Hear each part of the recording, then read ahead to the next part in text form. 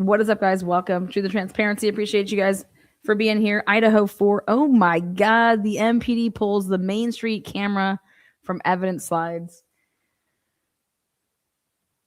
I'm going to try to get through what I want to get through. And this is so impressive. So impressive for yours truly. Thank you for joining. At some point, you're going to have an opinion about this video. Thumbs it up, thumbs it down. Don't be a fence rider. Also, you have the option to live chat if you're catching this on a live stream. If not, you can use the comment section of the video to tell me what you think. And when you think it, by using that little battery icon, I call it, to timestamp your comment. Okie dokie. Again, I want to thank the moderators for always being here and making it so pleasurable in chat. I'm glad that I could feed your social needs. Again, my name is Lana, and I'll be your host. We are continuing to deep dive the Idaho4 case, as everybody knows. We've been covering this case for over, well, it'll be 4 years. I mean, in November, but yeah. Okay. Back a while ago, I did a big video that released, and I said, you guys, this is crazy. Anybody that can do simple math, when you put the FBI report together, and then you compare it, I'm like, the timestamps are off in terms of having it be like there's two cars over there dealing with that Sunset Mart, 1311 South Main Street.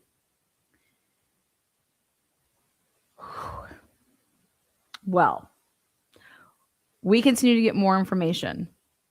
And as we continue to get more information, I just keep adding to my amazing timeline of everything and when stuff's happening. And so this is this new information that we get from Stephen Becker, who is the defense expert witness to combat some shit.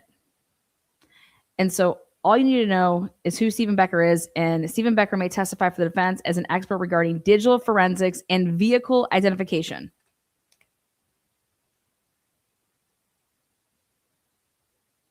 Highlight that.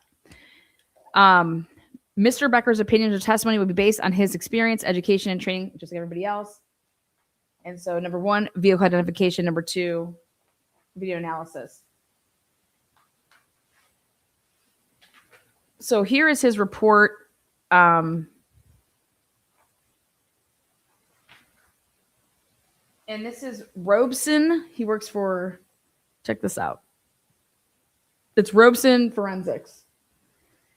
And so this is the introduction. As you can see the date here, January 23rd, 2024. So now I got to compute that into my timeline. That's when he produced this. And so I was like, okay, what did he have in his possession? Wait to see how much money this costs. Anyways, the introduction is that on November 13th, 2022, after about 4 a.m., Ethan, Xana, Kaylee, Madison had a home invasion. So it's the first time I'm hearing home invasion at 1122 King Road. After a 911 phone call at about 11:58 a.m., police found 4 victims. The police arrested Brian Koberger, based in part. And I have an issue with this. Okay, that again, this is their narrative that they're arresting him based in part due to the police investigation of video surveillance footage, camera footage of an unknown vehicle of interest. Now, the reason I have such a big problem with this is because of everything to do with if you thought the killer was Jack D. Okay. If you thought the killer was Jack D. Now, if you thought the killer was Showalter.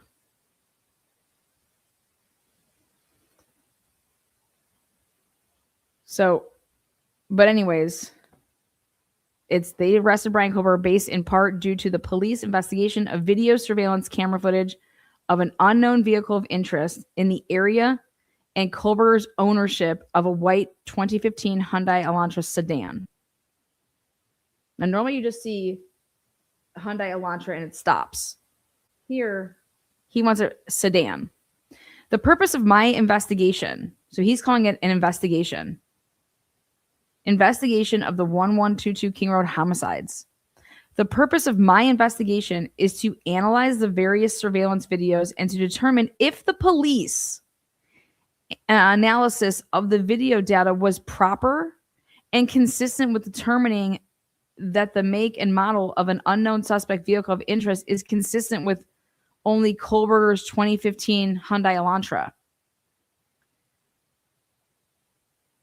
My investigation into this matter and the preparation of this report were performed at the request of the appointed counsel on the behalf of Mr. Kohlberger. Materials available for review. Exhibit A, the statement of Brett Payne. This FBI surveillance report dated 5/1/2023. I want that fucker. This is the first time I've ever seen this in a document. That we have a date, and it's associated with the FBI surveillance report. Is this FBI surveillance report dated 5/1/2023, is this the 51 pages that Hill put together? That's my first question. I just need to know exactly what this is. I just have never seen it documented this way, which is a good thing because we're getting more information, right? But maybe he's just calling that, and it's what we've already, it's Hill's report basically. 94 video files labeled in folders by address. I think somebody needs to request this. Word document event logs for the video files. Why would anybody ever use a Word document to do event logs for video files? Why wouldn't you use Excel? I mean, how dumb are these people? Sorry, guys. I just have so many problems with them. Various communications, Bates stamps. Remember what I told you what Bates is? This is Ann Taylor took from Discovery. So basically, as Discovery is getting, so each time you have a Discovery dump, and here you go, Ann, I'm giving you Discovery. Each page of Discovery is like page 1. So it's Bates 1, Bates 2, Bates 3, 4, 5, 6, 7, 8, 9, 10. Okay. And so what he does is he's letting us know that I saw and what I got was Bates pages. So it was in the Discovery, various communications. And so that's like emails, various communications, Bates stamps, files, 8,917 to 8,924. Like, so it's all the way down after all of these pages. And he's getting stuff in the 8,000s, almost like basically to 9,000, okay? And then the 8960 to 8961, 8964 to 8965, 9263, 9269. See that? And remember, Ann Taylor and the prosecution, remember, they wanted this stuff redacted so that I wouldn't know what, or you guys or who's ever looking at this, if this stuff got redacted as part of it, we wouldn't know where this fell on the Discovery. And when you're requesting stuff, if you have the Bates stamped pages, oh fuck. Ann Taylor has a Discovery that was given to her that was certified. The prosecution has an identical copy of that. That's what we need. And we just need someone to go through it and redact it. I would love to know how much that would cost. But that's what we need. Anyways. Then he did, now, 4 screenshot image files dated 5/1/2023. 4 screenshot image files. So somebody took a screenshot of image files and the date is 5/1/2023. Now, 4/10/2024 disc is what I'm thinking. It's disc. PA's response to the 14th supplemental. So remember, Ann Taylor's asking for all these requests. The first supplemental, the second. Well, here, this looks like a response to when Ann Taylor asked, so what's the 14th supplemental discovery request? Okay.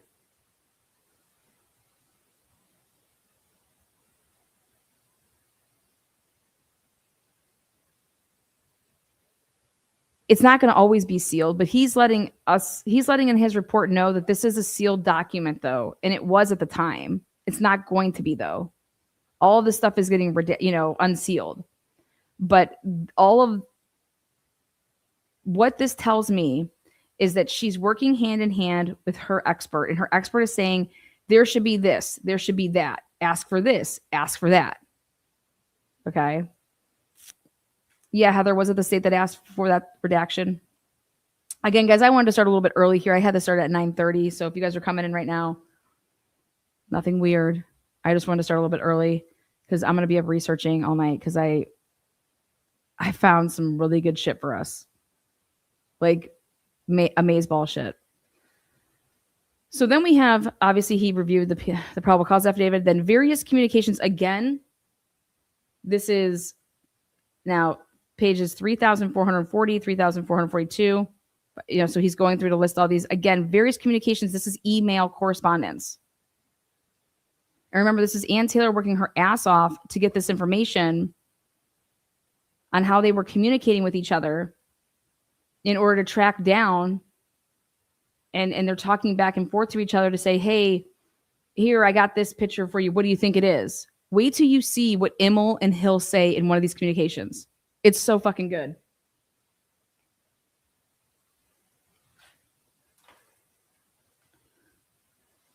So then we got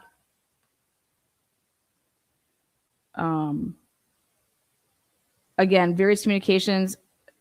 Same thing with 10. Now we just look at that 14,000, page 14,263 to 14,271. Now we're in the 15,000s. Now 11 is the order releasing records and proceedings. And guess what this stuff starts to get into? Ready? Here we go. This is what I wanted. Grand jury testimony. Yes. What the hell went down at that grand jury, right? Now, as we always know, the grand jury proceedings are sealed closed until you actually go to trial. Then you could potentially start to hear about what people that are like witnesses that testified at the grand jury, because they can be asked about their grand jury testimony. So then that's when you start hearing about grand jury testimony. You're not going to hear about anything to do about that, the public, until you get to a trial,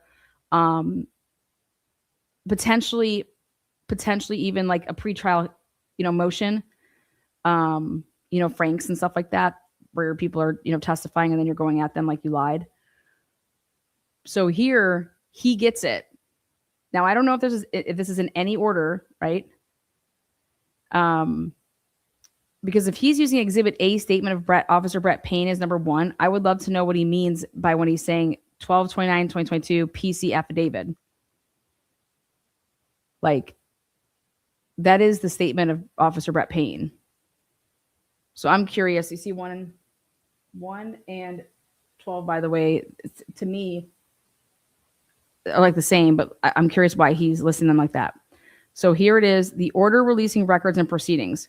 Order, prep, transcript, and record of grand jury. 6/28/2023, under seal, order for preparation, release of transcript, record of grand jury. So she was trying to get this, remember? She wanted to, so Ann Taylor, after they had that secret grand jury in May, which is that date matters, she puts in, she needs to get these transcripts, and then now she needs to get these into the hands of her experts and stuff like that, because there's testimony in there. And here,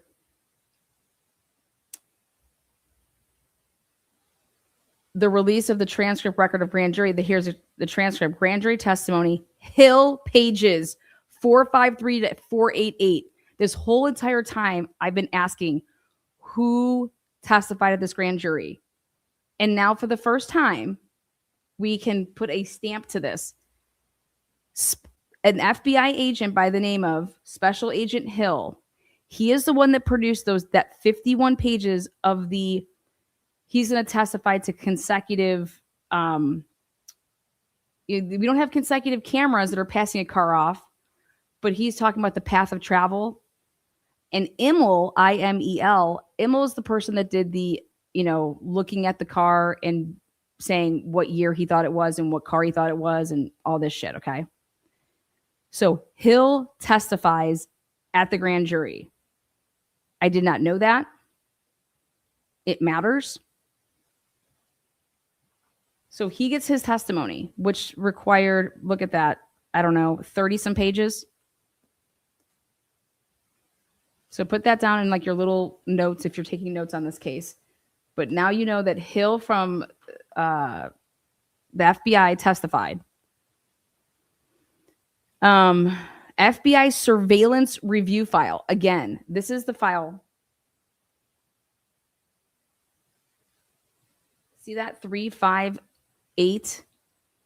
Just like in this case, we have these AVs that are like 0001, and then they start going 2, 3, 4, 5, 6.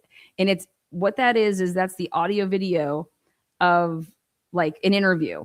That's like could be labeled like 1, 2, like whatever they're on. Okay. And so here the FBI is running their own file for their case, which is here they have a case number. So he's saying that the FBI surveillance review of this file. You go up here, FBI surveillance report dated this, but there's an actual file. That's what we was trying to say, that this should be able to be turned over because Moscow was given that record and it was adopted as into the case. And that's what they're fighting about, by the way, when it comes to like all the stuff with the FBI shit. But the FBI is a branch and helping the jurisdiction was Moscow. So anyways, we'll get into that a different day. But then there's this CS AVs 873. That's how late this was turned over. FBI vehicle chart, and there were 7 of them. And then there's 27 still images from video file of the same SA. See all this? 342, 246. There's like this MP4. And so it's like, he's just listing everything.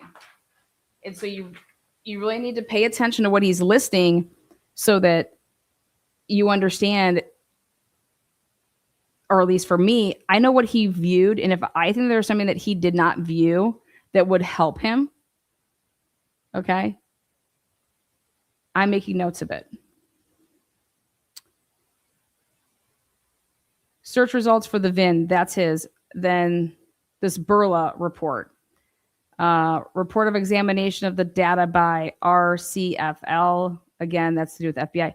Video file sequence 01 by Mowry. Boom. And when I saw this, I said, this is exactly what they did in the Dan Moore case. This sequence 01. The sequencing is, if there's a PowerPoint that's being played, just like they did in the Dan Moore case, and what you're just doing is you're only putting the clips that you want in it. So hence not showing that Eldora Gatchel departed before any white truck was there, right? They just made this little Excel spreadsheet and excluded anything except for what they were focusing in on. That's what I believe this video file sequence 01 by Mowry is. Okay. Then 56, or I'm sorry, 21 is 12/18/2024 PA expert disclosure guilt phase. Exhibit S8, this is Immel. So this is dated right before 2025.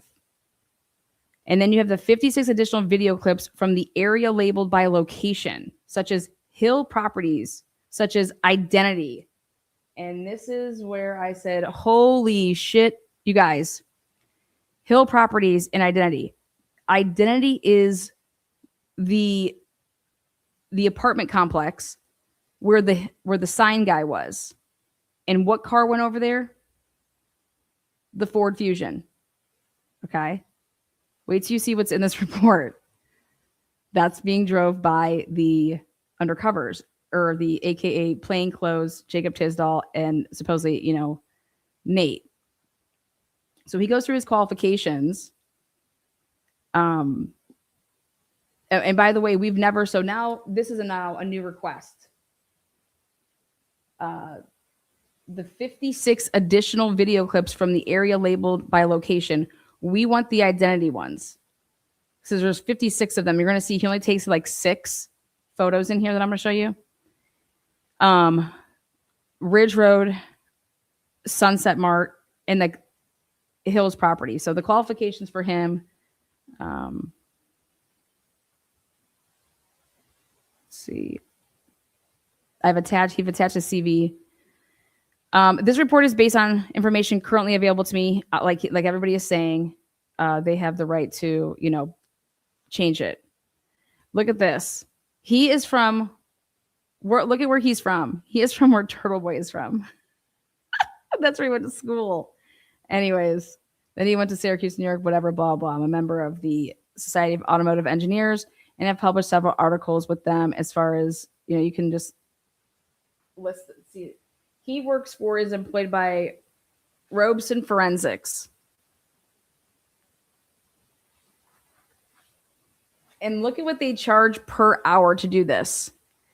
The professional services is currently $585 per hour. You guys see that? Do you know how many hours this takes to do?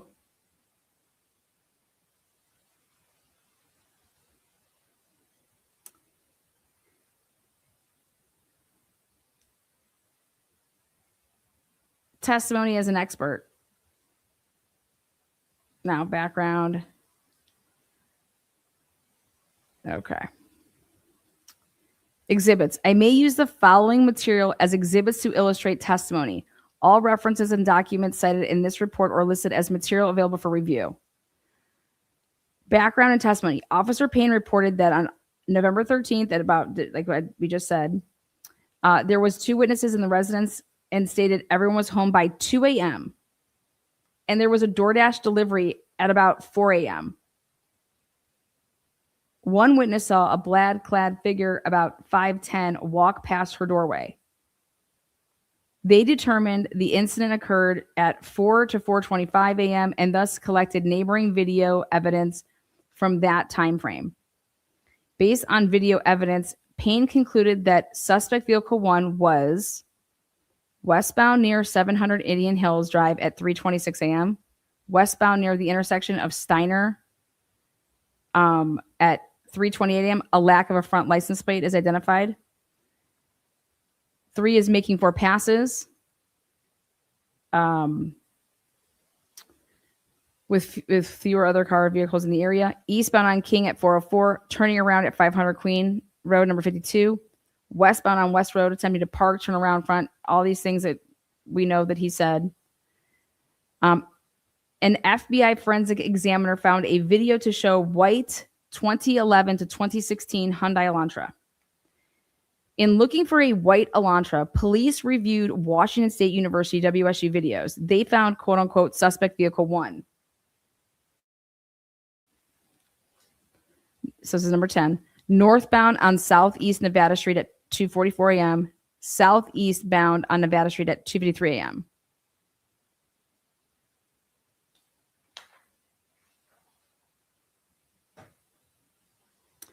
Then, as you can see, he purposely leaves this huge gap for number 12 and just jumps right to 5:25 a.m. because he's just going based on these.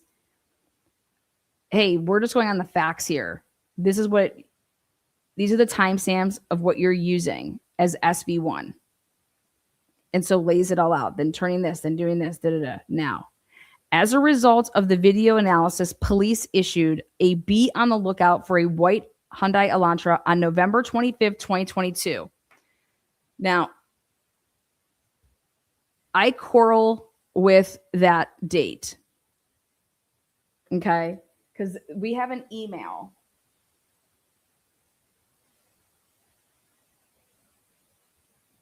November 27th And then depending on if you're going to be talking now about like Pullman and stuff, what they were already doing.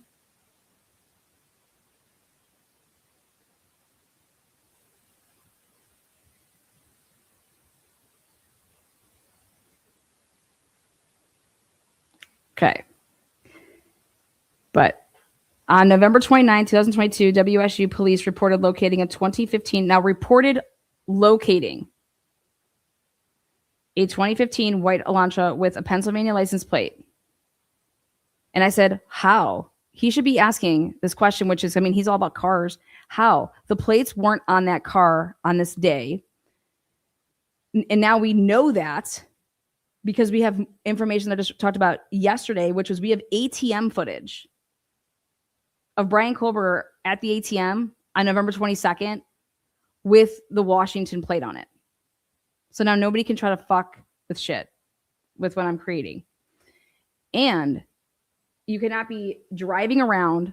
You would never have seen this car. So when you say locating, I think that everybody needs to go. And that's why we went out and got, I wanted the CAD and I wanted to see how this all went down. Were they just typing in on their mobile, how this was happening? And so we can just note that he's not talking about any of that. He's just simply saying exactly what Payne is saying. Despite WSU police locating Kohlberger's White Elantra, it was not until, notice how they don't even mention the fact that when they located this one on November 29th, they're not even talking about the fact of that this was located in addition 20 minutes later, okay, with the other license plate by Whitman, okay? And there is no radio traffic of those two communicating.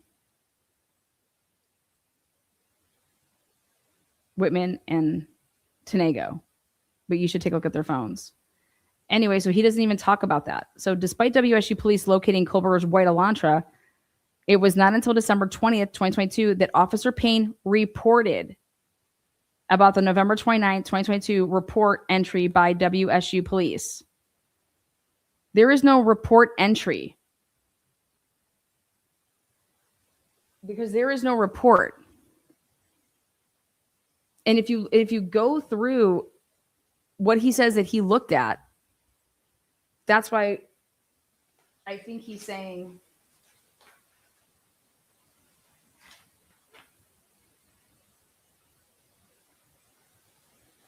Officer Payne reported that. Okay. And all the things that he listed, that he reviewed. Did you see that report? Don't you think that there's no report? He just testified.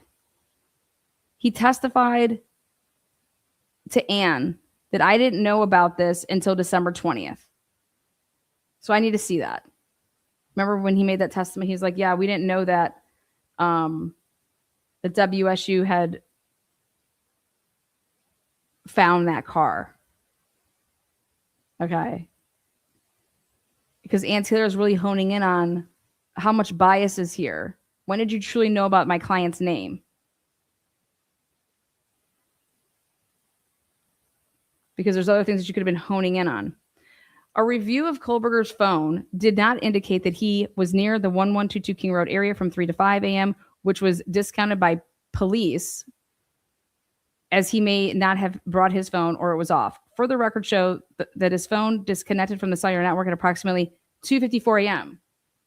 Well, again, Payne has never said that. Why isn't he writing 247, 248? I'm confused on that. Police concluded that the phone data was an attempt to conceal his location during the homicides. Perhaps analysis of his phone cellular data suggested that Kohlberger's phone reports and blah, blah, blah. At about 12:26, so he's going through the rest of this, which is not important. Now we get to this.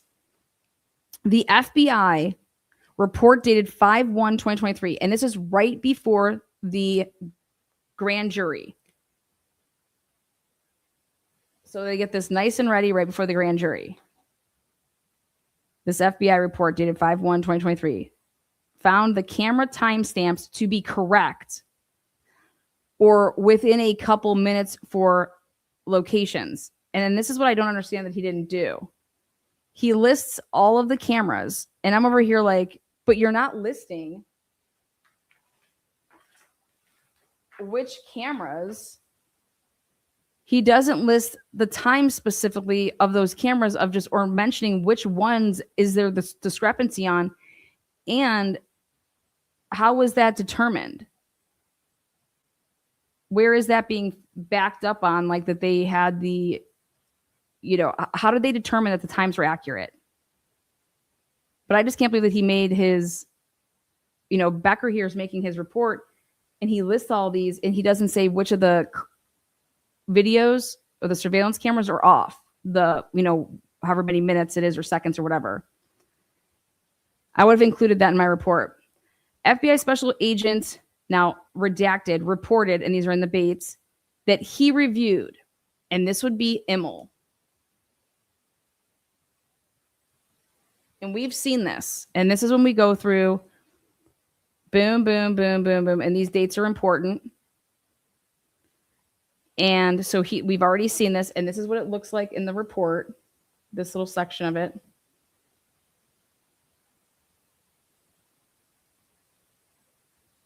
So Hill or Immel indicates that several videos and images contain insufficient detail to determine the vehicle make or model. We know that.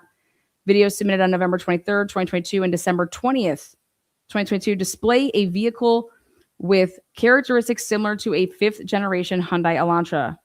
And I was like, it's very important to know what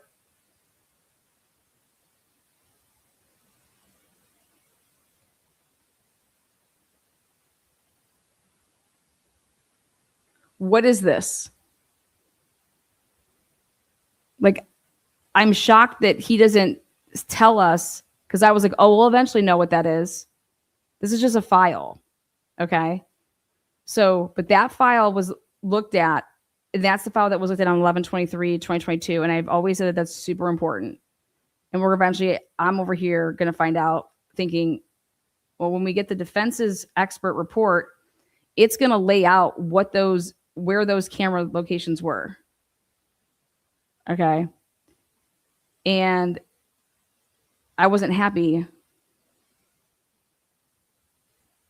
when, well, we'll just continue. But so we need to know what that is, because we need to know right here when it's talking about the videos submitted on November 23rd and December 20th display a vehicle with characteristics similar to a 5th generation Hyundai Elantra. And if those were just the videos on WSU's campus, or was the November 23rd, 2022 video, is that the Ridge Road camera video? This is based on and not limited to the overall body shape window that he writes that in his report. And then it was expanded to include the rear bumper reflector and shape of the fog lights. Below is the excerpt from the report. Now, and we've already, read that part of it. So the FBI report from Immel dated November 18th, 2022, Bates page this and this, indicates that the Linda Lane video files have insufficient resolution for recognition of a person or vehicle, and the video should not be enhanced. And the video could not be enhanced. So this is the first time that we ever find this out, that the video could not be enhanced. The Linda Lane camera video. Now we know that there's 2 Linda Lane camera videos.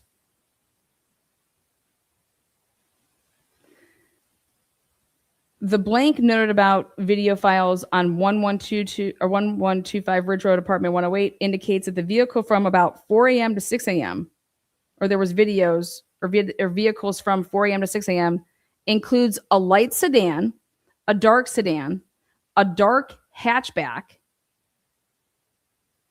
a gray sedan, a white station wagon, a dark SUV,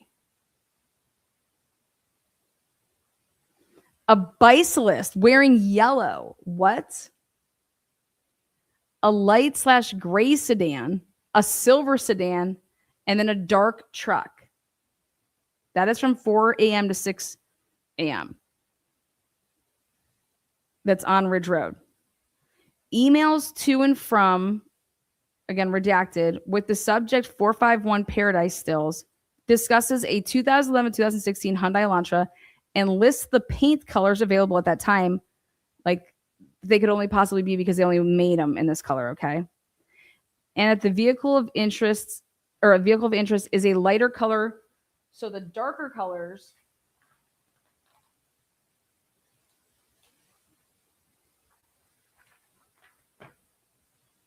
ones can be discounted. So this is what it looked like. In one email, the rear brakes or the rear brake lights are discussed that do not match any known vehicle make.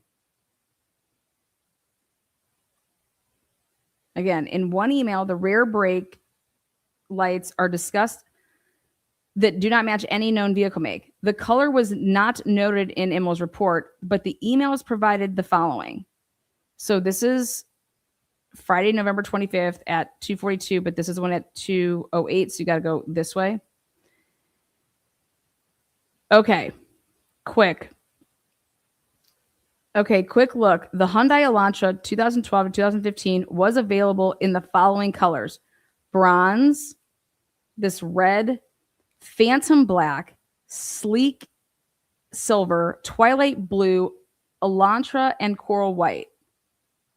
With what I've seen, you can discount the darker colors. So the whites, the silver, maybe blue and bronze. Best case, grab one of each and drive through the same area as the goddamn video, as the GD video. Like, why aren't you going and getting these fucking cars and driving through the video camera and seeing what it looks like on camera? Like, what if, like, this is, you see that? The goddamn video. I said GD. He writes GD though. GD.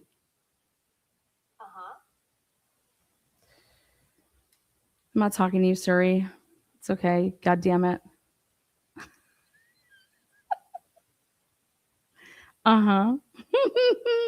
Exactly. It could be silver or bronze, or yeah, nobody ever considered neon fucking green.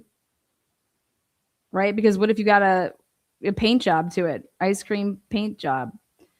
Anyways, but he writes GD. Like, he's like over here, like, why the hell aren't you guys? He's like, best case, grab one of each and drive through the same area as the goddamn video and send me them. Might narrow down versus guessing. My 2 cents worth. I was dead. And then it says, bronze seems a bit dark in the images I've seen of that color. White or silver. White is my best direction without examples.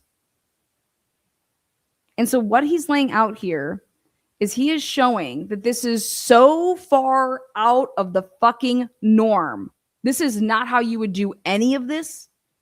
So that's what he's laying this foundation to be able to talk about in his report.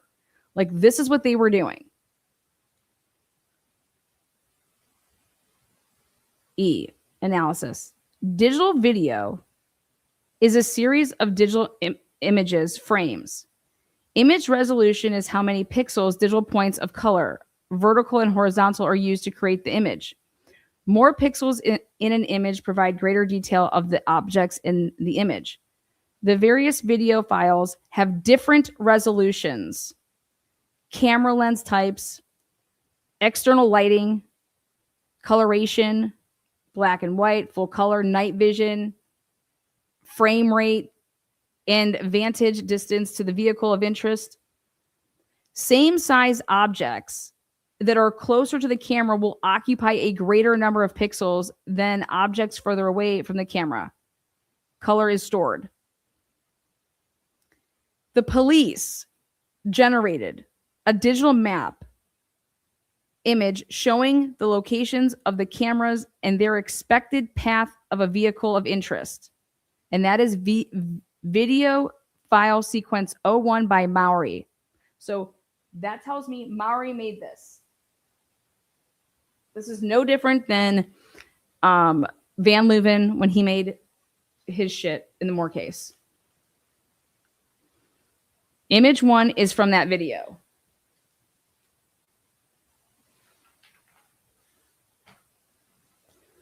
The red dot, now I'm going to switch over here because now I'm going to show it to you on the screen.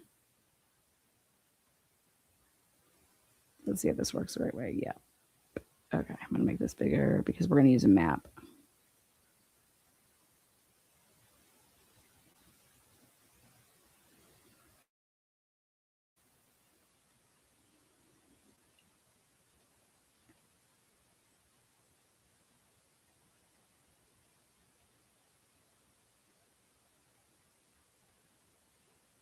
Okay. So he starts over here with the green, if you can see it. Let's go like this. There we go.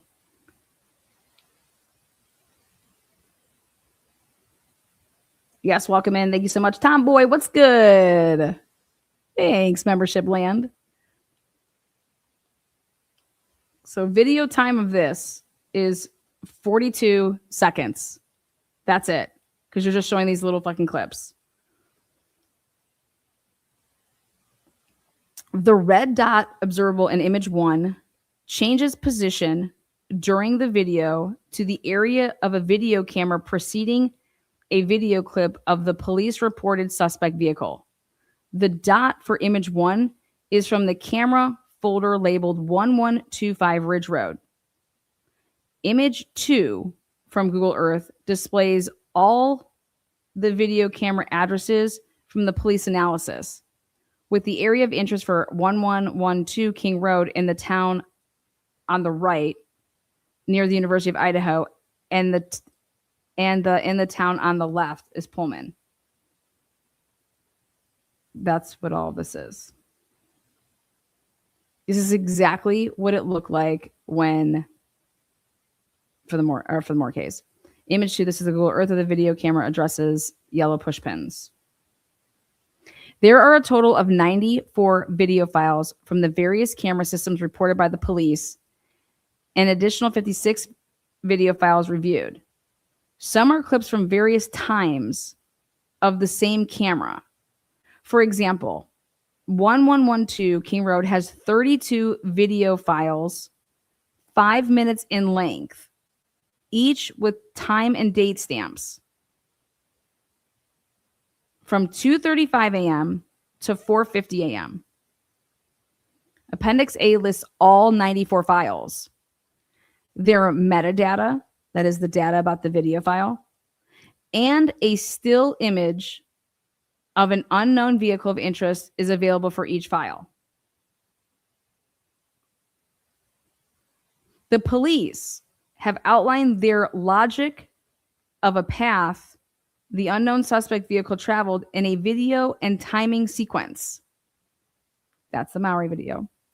In this outline, the police assume the unknown suspect's vehicle is the same vehicle in each set of videos and traveling a path shown in image 1. Not provided by the police as evidence were any measurements taken relating to the unknown suspect vehicle in the video images, the wheelbase, length, etc. Comparison to surrogate video or vehicles in the camera views, taking new videos with unknown vehicle, a similar position, or new videos with a scale and same camera images to make size comparisons. The FBI even pointed out, contrary to Officer Payne's conclusion in the Bates pages there, that the images from many of the video files contain insufficient detail to determine the vehicle make or model and thus cannot be confirmed to display the same vehicle. So right there is a huge bombshell, and it's saying that, listen, Payne took it upon himself, even knowing that the FBI were saying these videos are shit. You cannot use these.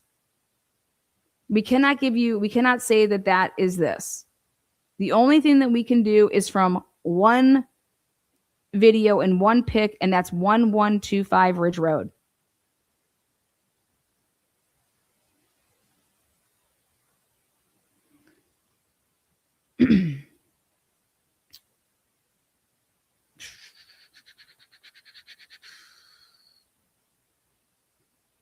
The first video clip by the police is taken from the camera, is located on the porch. So now we officially know that this is from the porch of the residence at 787 Indian Hills Drive. Officially, we can say that now. With a time and date overlay. It's a time and date overlay. Now that's important. With a time and date overlay of 3:26 a.m. November 13th, 2022. And he's putting in quotes just like this, with a time overlay. I am curious if he has an issue with that. A time overlay. Is he saying that somebody put a timestamp on that and then it's not part of the original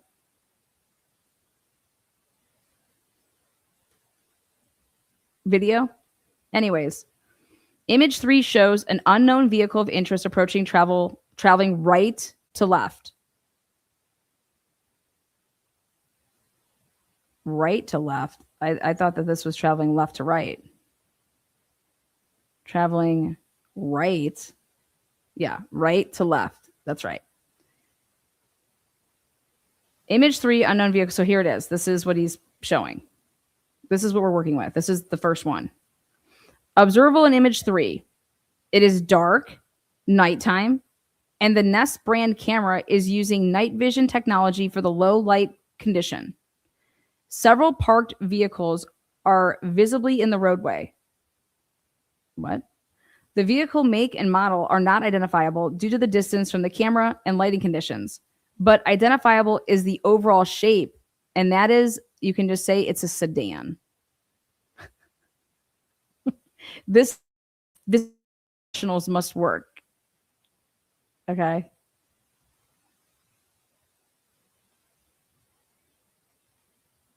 Okay, there is no such thing as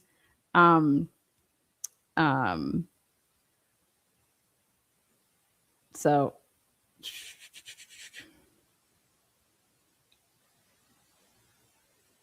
if you're going to be giving expert opinions, like, let's talk about that. This is what he's saying you could say from that. The bright white spots are the area of the headlight and taillights, and motion blurs, is what it's supposed to say, obscures the area behind each light. So that's a typo, just so you guys know. It's supposed to say blur. No colors are visible in the lights, and everything is grayscale, such that darker colored objects have more black and lighter colored objects have more white or light gray. The vehicle color is not determinable, but the windows appear darker than the paint.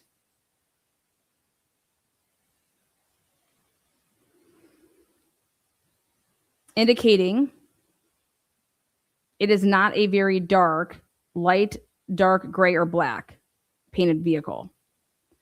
In the video from a residence at 763 Indian Hills Drive, no vehicle is visible.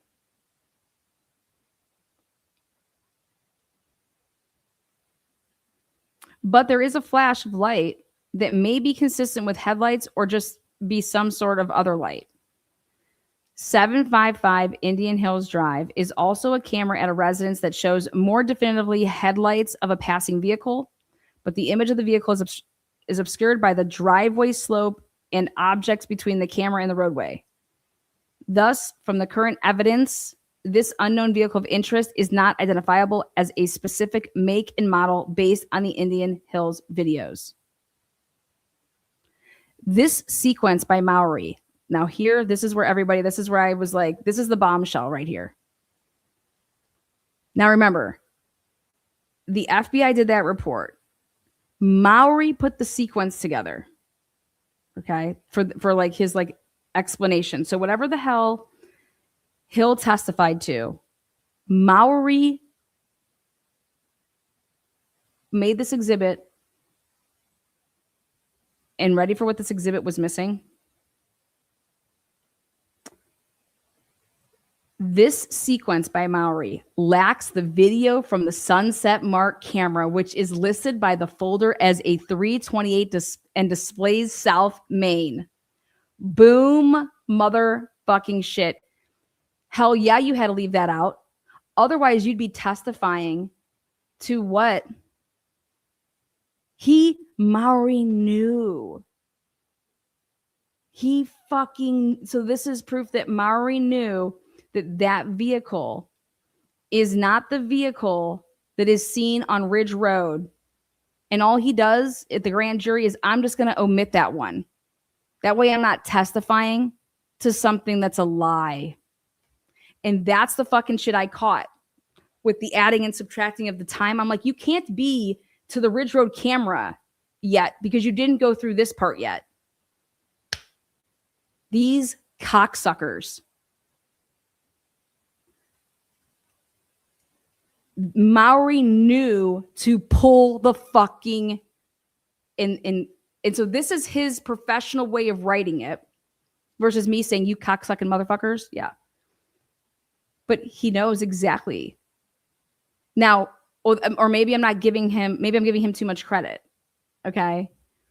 And it was going to be like an aha moment at trial. So just like word it like this, you know? It's listed in the state's exhibit though. Yeah, but it's listed what the FBI did because the FBI, they weren't in on the know. We're going to get all to it. Don't you worry. Because the FBI did that. The FBI's exhibit was what Hill's report is. And I said, pay attention when this report was made. So right here, we should all be asking ourselves, oh, why this sequence by Mowry lacks the video from the Sunset Mark camera, which is listed by, in the folder as the 3:28 a.m. and displays this South Main.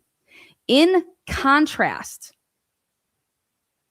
an unknown vehicle of interest from the clip highlighted from image 1 by police at 1125 Ridge Road is more visible and has color. The camera is on a residence displaying a streetlight illuminated intersection with Lauder Avenue to the left and Ridge Road in front of the camera. Image 4 shows a vehicle approaching westbound on Lauder and to the left of the camera with a timestamp dated and stamped 2022-11-13-329.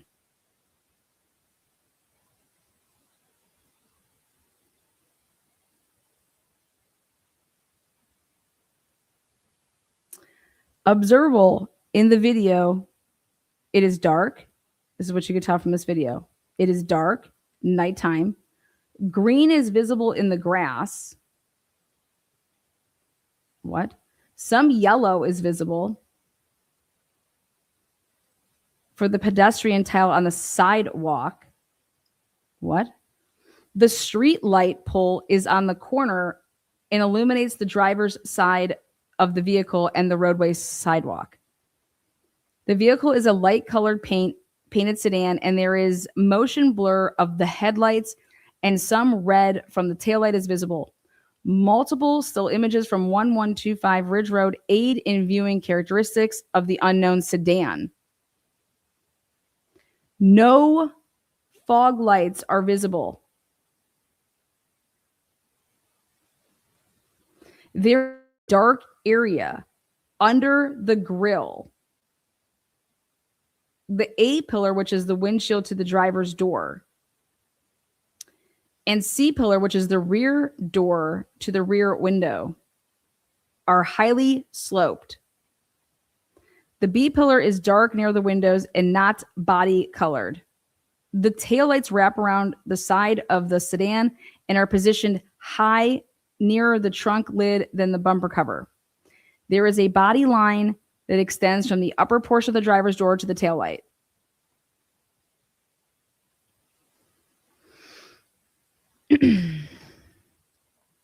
There is not an identifiable or a lack of license plate visible in image 4. Other vehicles at other times recorded by the same camera display the same issue. That is huge, which is not being able to determine if there is or is not a front license plate. Boom. So right here, it's not that this person removed it or anything like that. Like this, you cannot tell, and this is how they all are. You cannot tell if there's a license plate there or not. And that's how they all are. The next camera view in the police sequence is located on a dead-end road at 1112 King Road. Now, this is going to blow your mind. With the camera located on a balcony with a view of several parked vehicles at the intersection of King Road and Queen Road to the right. There's a street light at the intersection and some ambient light from other various houses, but it is dark and nighttime. And the camera does not display color utilizing a night vision technology.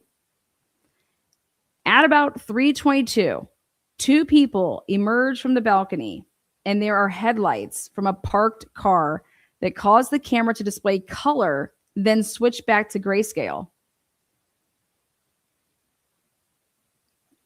There is a date and timestamp 2022-11-13-330 when a vehicle approaches southbound on King Road. So remember this right now.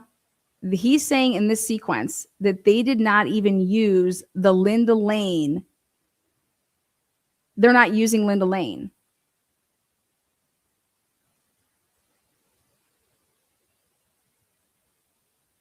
There was a camera, the Linda Lane one. And that would be its last one before it gets pulled. He's saying that that's not even in here.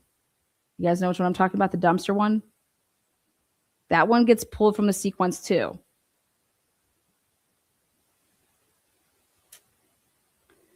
And what Maury made. So, now, here we go.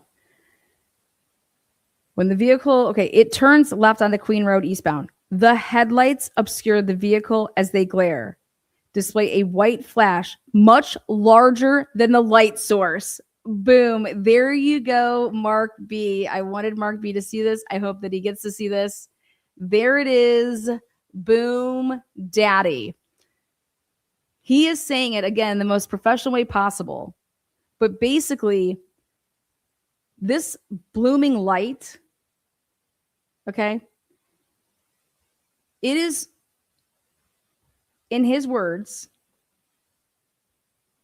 the headlights obscure the vehicle as they glare.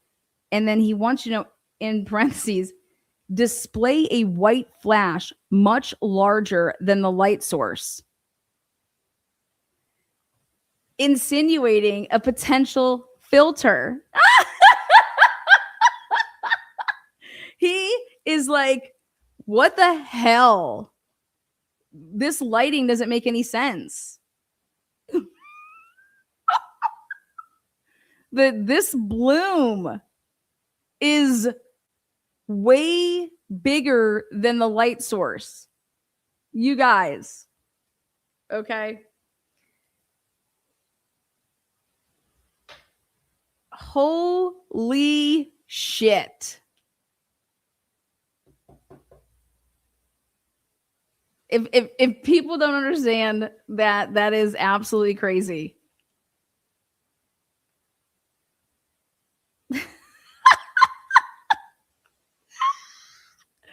What the hell is going on? And have motion blur for most of the video.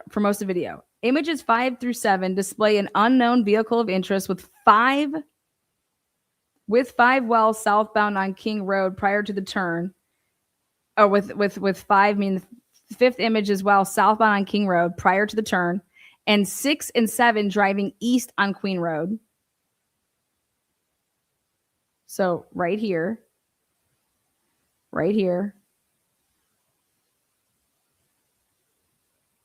So all the things that we've,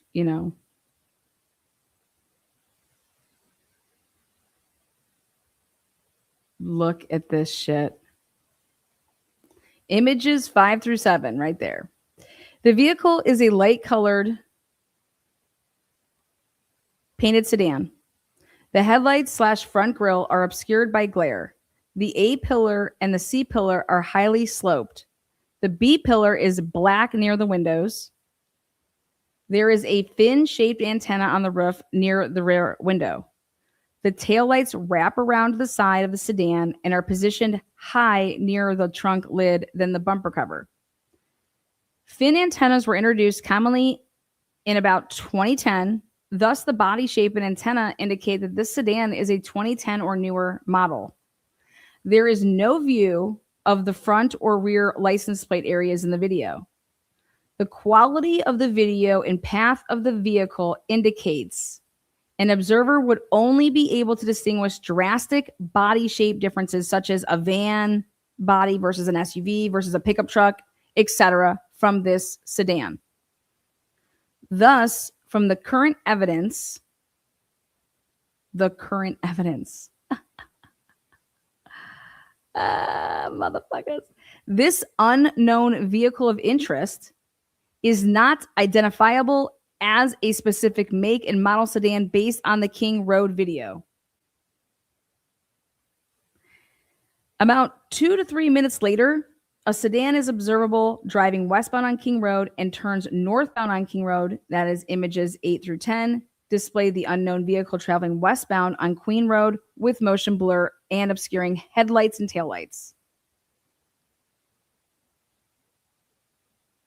Look at this shit. In the make model chart number 2 by the FBI, image 8 above is highlighted that the FBI concludes that the third brake light is low on the rear window. This is an assumption and not a fact, as the rear window is not visible in image 8.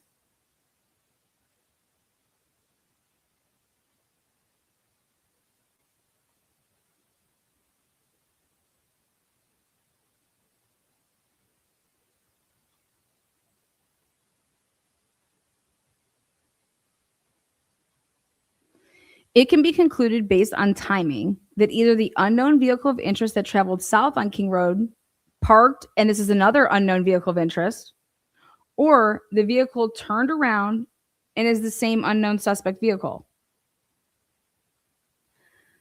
The next video was 1330 Linda Lane that shows a portion of Queen Road and the Queen Road apartments. The headlights from a vehicle are observable in the upper left portion of the image below with a timestamp of 3:31 a.m. sun. But the vehicle is obscured by the parked cars, a fence, and other objects between the vehicle and camera. The camera is also in night vision mode, but there is a light to the left of the same building as the camera illuminating the vehicles parked adjacent to the camera. The vehicle travels off screen to the left,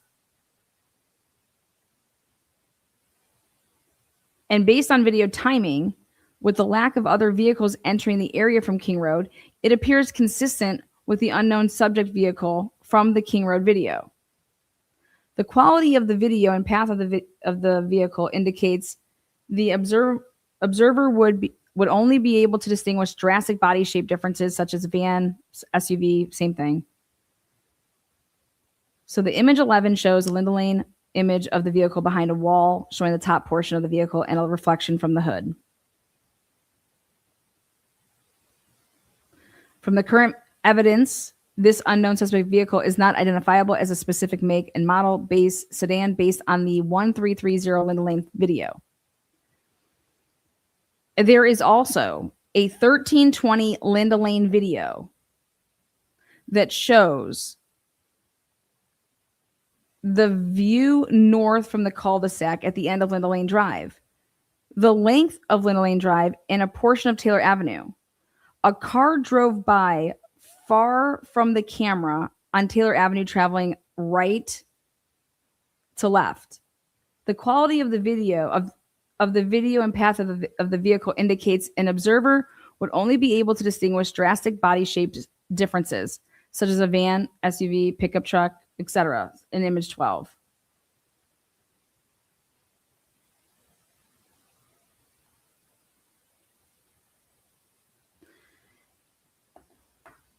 After a vehicle departs King Road at timestamp 333, a pedestrian was visible across the street on King, and behind the residence on King, a vehicle was observable on Walenta Drive in the 1112 King Road video. The next clip by police is the 451 Paradise Drive with a view of parked vehicles and a timestamp of 335, showing Paradise Drive at the intersection with Ridge Road. A vehicle approaches toward the camera from Ridge Road and turns right onto Paradise Drive, westbound, traveling from right to left in the upper left portion of the image. There are two camera views, the one having a close view of the gutter and the other partially obscured by a nearby parked flatbed truck. Both camera views are shown as images 13 and 14.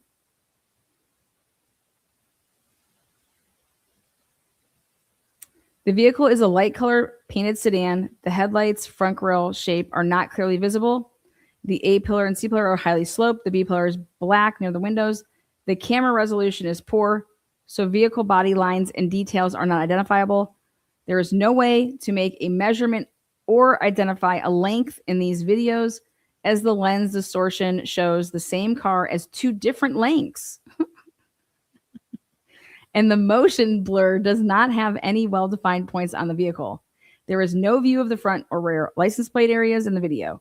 Thus, from the current evidence, this unknown vehicle of interest is not identifiable as a specific make and model based on the Paradise Drive videos. Now, remember what the point of this is.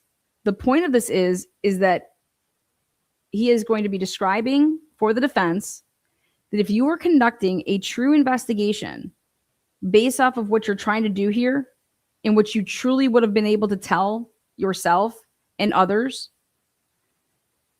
that basically when it all comes down to it at the end of the day here, when he gets through all of this, you have a lot of problems. Where did this whole "it's an Elantra" come from? That's what this testimony is leading up to. It's going to be asking the questions that, like, if it was in real time, this is what she would have been doing, and you have no idea. Like, and he's shown, and he's that way he shows like this is what they had in real time.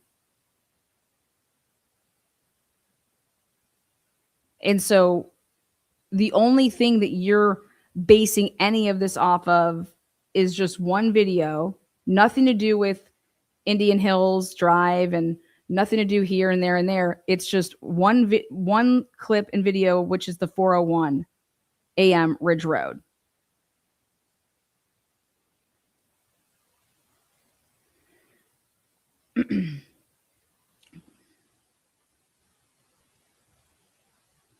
Okay. The police sequence video returns to 112 King Road, so after the Paradise Drive, with similar images of an unknown suspect vehicle at the timestamp of 338. The vehicle has similar features identifiable from the previous King Road images. There is a video from Linda Lane as well at 339 and back to King Road at 340 and Paradise Drive at 343. A vehicle approaches from Ridge Road. But this time, the unknown vehicle turns left instead of right with poor images of the vehicle. Now,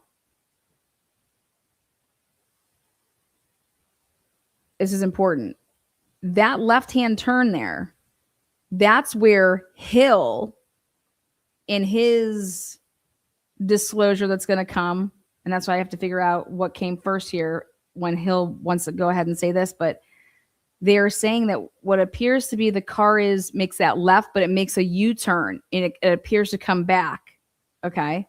Do you see how he doesn't even right here, the next thing that it says, the next paragraph is, there is another view from King Road. He doesn't even address it. So my question is do they even try to ascertain that in whatever, when Maury was doing his thing?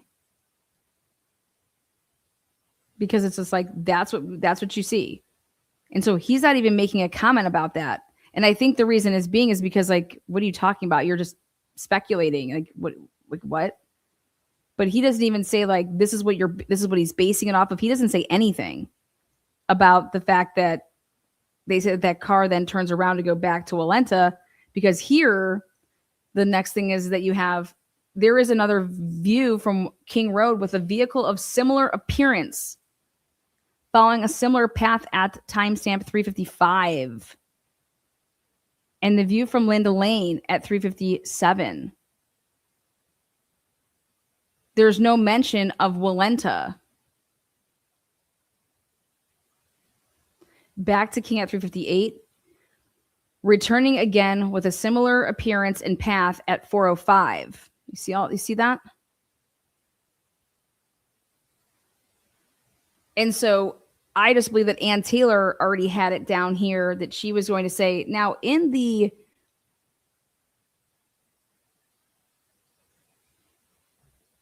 well, here, I'm going to come back to that.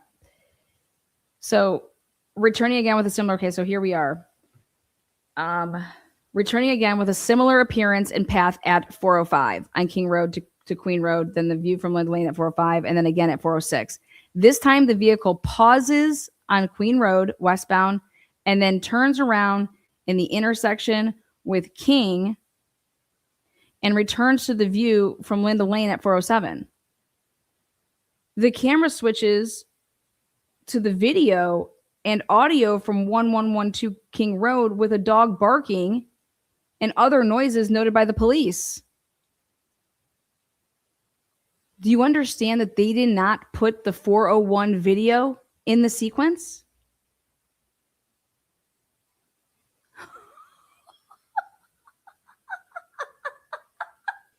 Wait for it. Wait for it. Wait for it. Give it some time. At about 4:20 and 47 seconds, a vehicle departed westbound on Queen Road and turns right onto King Road while traveling at a higher rate of speed than the earlier vehicles. The vehicle's make and model is still not determinable in this video clip, as shown in image 15 and 16. 15, 16. From the current evidence, various unknown suspect vehicles are not identifiable as a specific make and model based on the Indian Hills Drive, the Linda Lane, the King Road, and the Paradise Drive videos. This is consistent with FBI Blank's opinions that due to the insufficient image detail and obscured views produced by the blooming of the vehicle's headlights, the make, model, and year, and even shape could not be determined. There was also a video from 1125 Ridge Road with the same camera displaying the intersection of Lauder Avenue to the left and Ridge Road to the right in front of the camera. This video clip segment is not in the police compilation. Oh my God. If you guys are not fucking dying right now, they fucking knew. You want to know why he had to take this one out? Because it had the same issue that I fucking caught when I was like, these motherfuckers can't do math. Oh, but Maury knew. Maury knew not to put that bitch in there. Why? Why aren't you putting that in there? That's the most important clip, because that's the clip that you made the identification off of.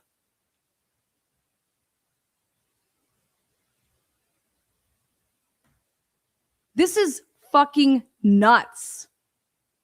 But this is what Idaho State Police does. This is their MO.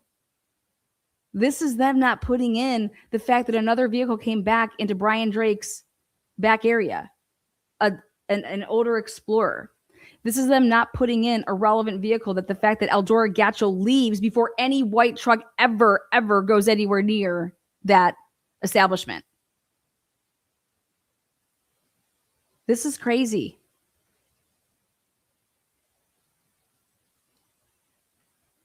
So again, this video clip segment is not in the police compilation.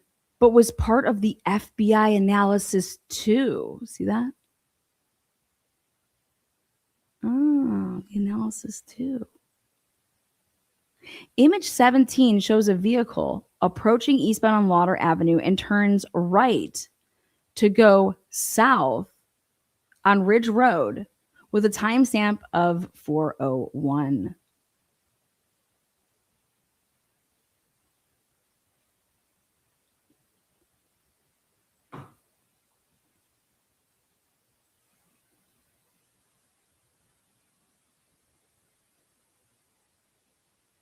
Observable in the video was nighttime. The streetlight pole on the corner illuminates the passenger side of the vehicle. In the roadway sidewalk, green is visible in the grass. Some yellow is visible from the pedestrian tile on the sidewalk, and red color is visible on the taillight.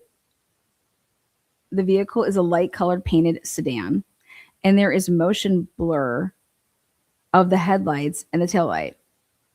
Multiple still images from 1125 Ridge Road aid in viewing characteristics of the unknown sedan.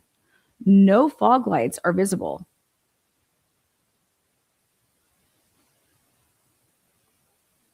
There is a dark area under the headlight. The A pillar and C pillar are highly sloped. The B pillar between the front and rear doors was black near the windows. And there is reflective trim possibly above the windows. Do you guys know what that means?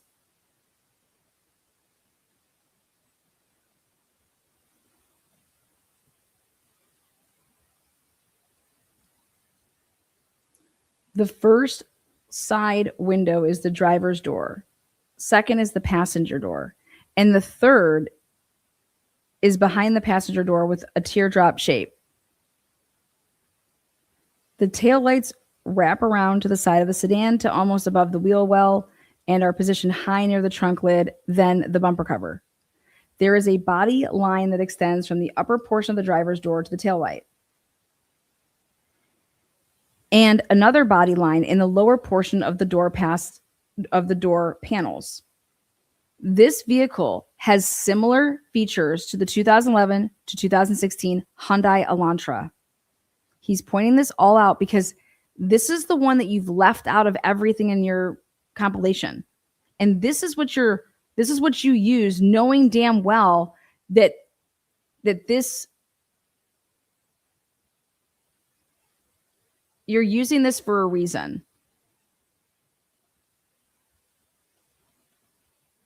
The Elantra was significantly revised in 2011 as the 5th generation. It received a facelift for, oh my God, this is everything that I put out. It received a facelift for 2014 onward that altered the shape of the fog lights, wheel rims, and trim features. None of which altered the features being evaluated in image 16. None of which alter the features being evaluated in image 16. The 5th generation 2011 Elantra is shown as image 18 here. So image 16.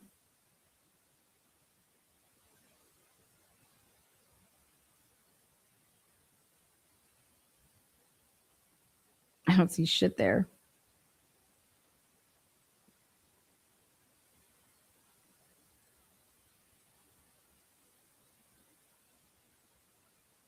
Oopsies.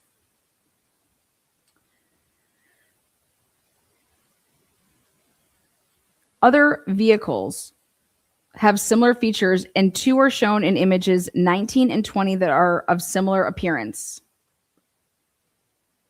Image 19 and image 20. The Hyundai Sonata and the Subaru Legacy.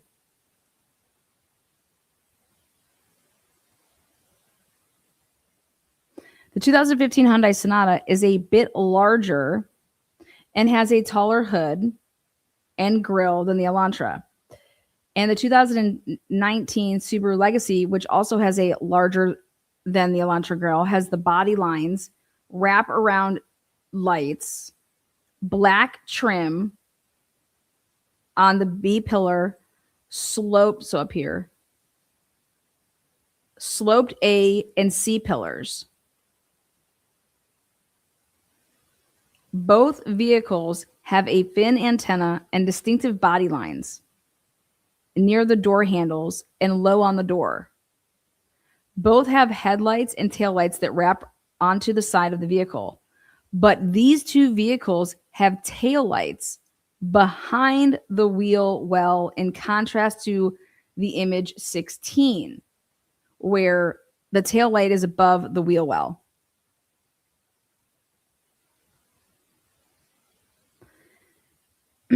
And the lower line of the side windows is near straight and does not curve upward into a teardrop as observable in image 16. The only videos from a location near the area of the incident and generally near the time of the incident that can allow for a determination of an unknown suspect vehicle make and model were the 1125 Ridge Road videos. That's it.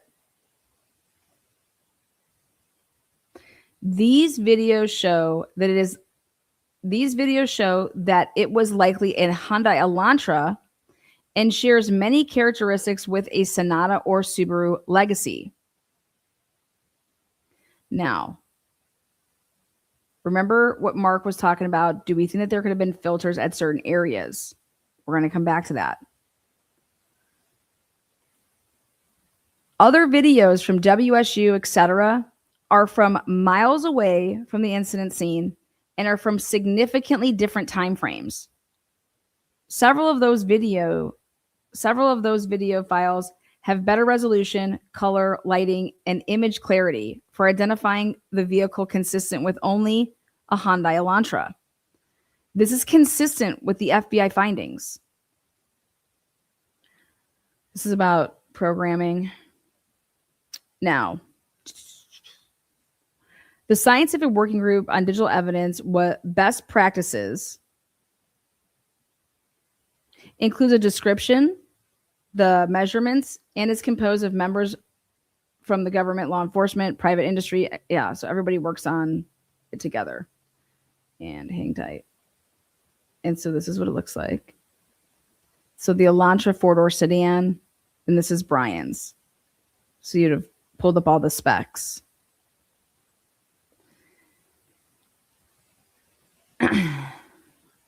Now, for the police, this was not reported to have been performed by the police to determine the unknown suspect vehicle size. Wait.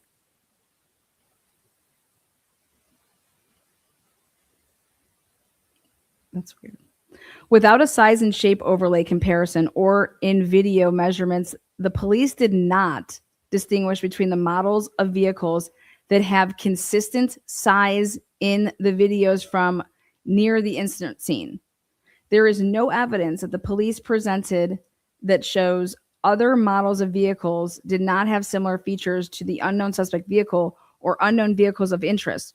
For example, one popular model sedan, the Honda Accord, does not have the body lines similar to the unknown suspect vehicle and can be ruled out as not similar. The police only provided confirmation bias by using a known target model and matching characteristics instead of eliminating it. That's what you do. I told you guys this. You have to eliminate shit. Potential similar vehicles that contain these characteristics. Otherwise, they would have included the Sonata and the Legacy. And they're saying in the beginning, there is no way that you would ever send a bolo out for a fucking Elantra without these other two vehicles.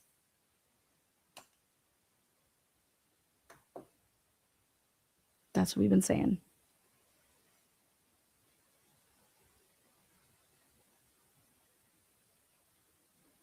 This fails to meet reasonable scientific certainty from their analysis.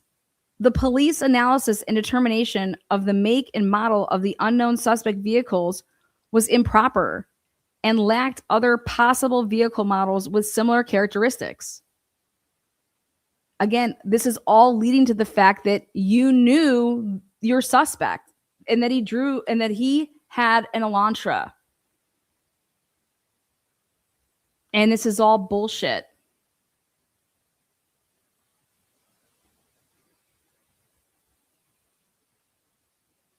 This goes against every fucking norm that you're supposed to do when trying to figure out what type of car this is.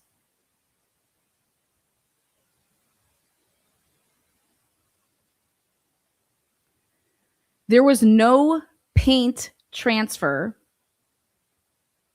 or physical evidence to confirm the unknown suspect vehicle of interest's color. Based on the video images, the paint color may be white, silver, or another light color, as the videos were taken at night and each camera in the area of the incident had a different hue for the vehicle, color tinting base. Wow. So this is color tinting bias. Huh. Additionally, as the videos have demonstrated, it is not determinable if these videos all contain the same unknown vehicle. Now it gets better. This is when he turns it up for me. Lastly, the police contend that the incident unknown suspect vehicle did not have a front license plate. Yes, implying consistency with Kohlberger having a Pennsylvania registration and his vehicle, which does not require a front plate. That feature is not visible. The front area where a plate would be visible, there or not, there or not there, in the video files from around the time frame of the incident near King Road. Like, it doesn't, you can't, the feature is not visible. It doesn't matter. So what are you talking about? Where are you getting this from? Ready? What we've been saying, like, what are you doing? What video are you saying this off of? Well, there is a dark area in the video depicted in image 4, the Ridge Street identifiable one. And if the front plate was darker in color, it would not readily be distinguishable from that dark area. There is no plate visible on the body colored front bumper cover in the Ridge Road 3:29 a.m. video sequence. But as that area of the image is blurry, a light colored plate would also not be visible over top of the bumper cover. Also not in the police video sequence, but part of the FBI analysis is video from 1311 South Main Street that displays a gas station pump's 9 and 10, camera that you can see Main Street and Lauder Street. It is nighttime, so this is the video that they left out of the compilation. It is nighttime and illumination is provided from above the gas pumps, a street light on the far side of South Main. A light-colored sedan crosses South Main Street and is partially visible in the upper right corner of the video images. The grille is consistent with a Hyundai Elantra and at least the Kia Forte with a small black area underneath the hood, a body color bumper cover, and a dark area below the bumper. Now, I was like, why are they just leaving it like that? Oh, because wait. There is no front license plate visible in this video. No other features are identifiable from the video as it only displays the lower half of the sedan, though. This is what's great. So image 22 displays the vehicle from the video. There is no timestamp for this video, but the folder is labeled 328. And he put that, this is why there's no timestamp on it. And this is that video. Now, just when you thought this could not get any fucking better for everything that this channel has put out, and put it out way before this fucking shit, then the messy magic happens here. And image 22, so that's that, we've all seen it. Image 22, unknown vehicle 1311, South Main Street video. There is a second video from the gas station, this time with a timestamp of 9:12 a.m., with a different view of only South Main Street and pumps 1 and 2. Well, where's that video on the night of? This is several hours after the incident. It shows a white Hyundai Elantra with features identifiably consistent with no other make and model sedan. The paint is white when compared to other colors identifiable in the video. The painted white roadway markings. There is no front license plate visible on this Elantra, consistent with not needing a front license plate in 21 states. Image 23 displays this vehicle that is consistent with a 2015 Hyundai Elantra later that day on South Main Street.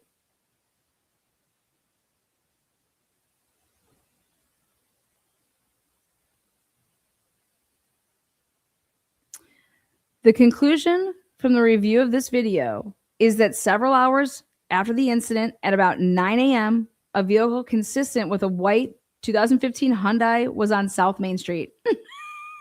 This vehicle, and if the unknown suspect vehicle did not have a license plate, may have had the plates removed to prevent identification if they were from states that required front plates.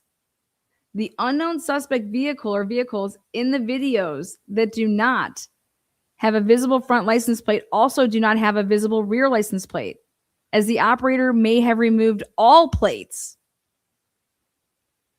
Also, as there are 21 states that do not have a requirement for a front license plate, this piece of information does not result in the conclusion that the unknown suspect vehicle or this vehicle on South Main Street were from Pennsylvania. The police opinion about the unknown subject vehicle not having a license plate at the incident is improper, because nothing of that comes from the camera there.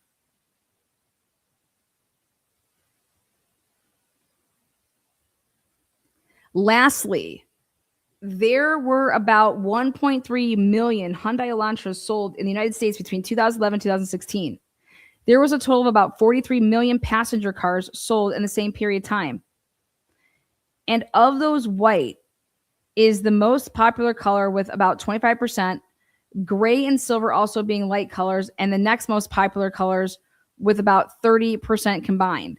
So there is a pool of a possible 650,000 light-colored Elantra vehicles and possibly more that could match the unknown suspect vehicle that was in the area of the incident that the police did not investigate. Narrowing by registrations, the geographically could not eliminate vehicles from the potential pool of owners, as there were 2 universities in the area that draw people from around the country. Additional video files from the area were reviewed. Oh my God, here it is.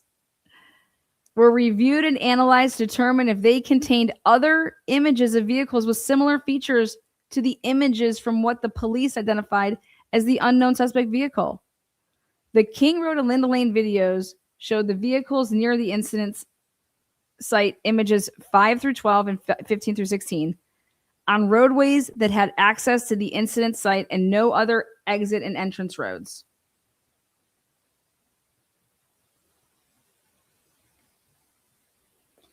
Videos from Hills Properties displayed light-colored sedans that were not consistent with the Ridge Road video, unknown vehicle of interest, based on the side window shapes, side body lines, and taillight positions. But as many of the other police identified videos, including the King Road and Linda Lane videos, also did not provide details of the window shape and taillight positions. The Hill Properties video vehicles were similar. So basically what he is saying here is that because you, based off of the way that you did your shit, your work, you could have included all of this shit. Because there's no methodology used here. You didn't do anything. You did not eliminate anything. because you didn't do anything. There is no work product.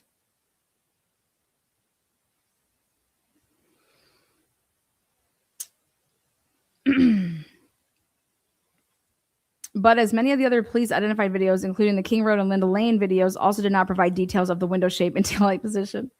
The Hill Properties video vehicles were similar. The Hill Properties unknown vehicles of interest were not similar to a Hyundai Elantra as shown in images 24 through 26. So it's like you were interested in these vehicles, but if you would have compared them to the Elantra, this could have never been an interested vehicle.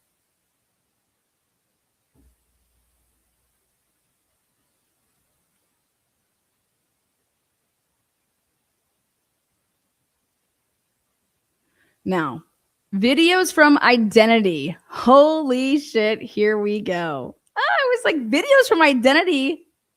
Where'd these come from? Where'd this come from?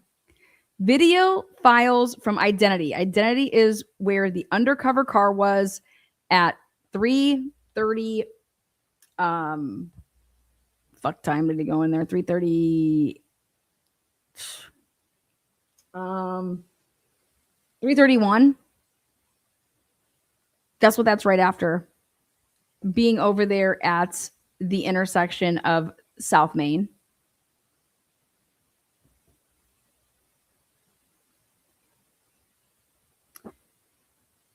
So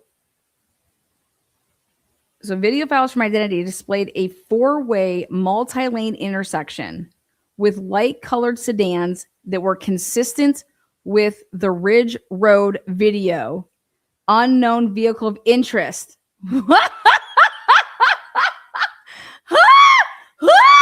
my God. Oh my God. Oh my God. Hold on. Based on the side window shapes, side body lines, and taillight positions. What? Do you guys see this? Holy shit. I can't breathe. Wait, you're telling me that there was vehicles over by Identity and they matched the Ridge Road car? Shut up. Let me see what you're talking about. Let me make sure I'm saying this right. Video files from Identity displayed a 4-way multi-lane intersection with light-colored sedans that were consistent with the Ridge Road video unknown vehicle of interest. Based on the side window shapes, side body lines, and taillight positions. As many of the other police identified videos, including the King Road video, also do not provide details of the window shape and taillight positions. The Identity video vehicles were similar. Oh my God. Image 22 from the video the police used to determine there was no front license plate. Oh my God, tell me what? There was no front license plate on an unknown vehicle of interest appears similar to the front end of image 29 below from the Identity videos.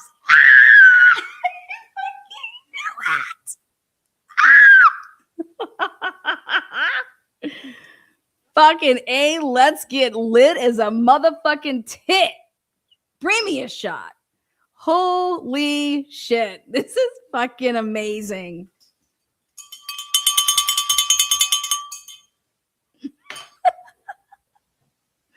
Oh, shit. I'm just happy about my work product. One of the unknown vehicles of interest from these video files was similar to a Hyundai Elantra. Oh my God. Who was working that night? Who was working in tandem? Oh my God. Wait, what? Okay, let's see what's going on here. Okay, image 22 from the video. The police used to determine there was no front license plate on an unknown vehicle of interest. Appears similar to the front line. Okay, so we got this one. It got to be down. Oh my God, right there to the left. Oh my God. Oh my God, right there. Oh my God. Oh my God.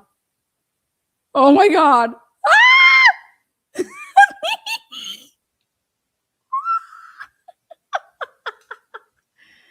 Shit. Someone fucking pay me. Where you at, Aunt Taylor? Jesus Christ. You fucking called it. Whose cars are those? Whose car's that right there? Look at that shit. Look at that shit. Dude, I fucking said it. I said they're the Indian Hills car. Okay. Because what's over there? That's, they were thought, did they think about going home?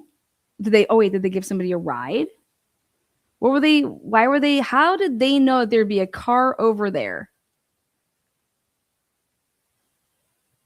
Unfucking believable, man. All I know is that this channel definitely helped in uncovering this fucking bullshit. This is exactly what the fuck I said happened. I said, and then we get the timestamps. That's why they pulled those fucking the compilation. They had to pull that shit. I want to know if it was just for the grand jury that was pulled, because this report was written in January of 2024. I got to go back and look at my videos and see when I authored them.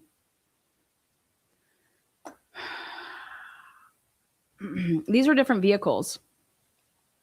The point of the matter here is that these are different vehicles, right? And if you're looking at all these cameras like you're supposed to be, right? And you're trying to track down a car, well, why isn't this in the mix? This vehicle does not have a front license plate. Who the fuck is this? Because right now you know that it's not whose car.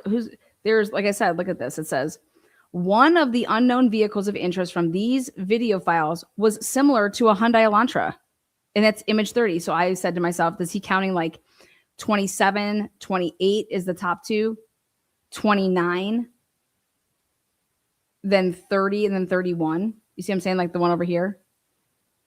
And you know what else is crazy? Do you see the blooming light? Is there a blooming fucking... These cars are moving, right?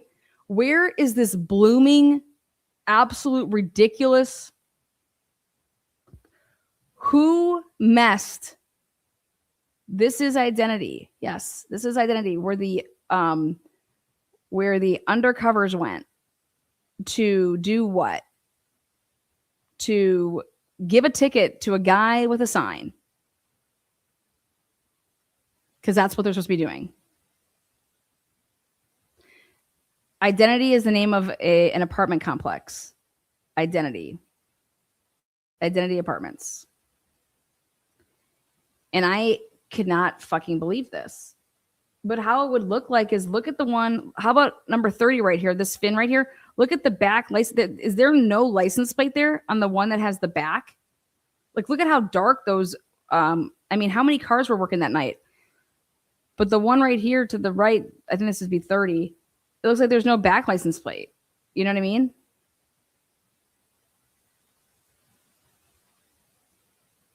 Unbelievable.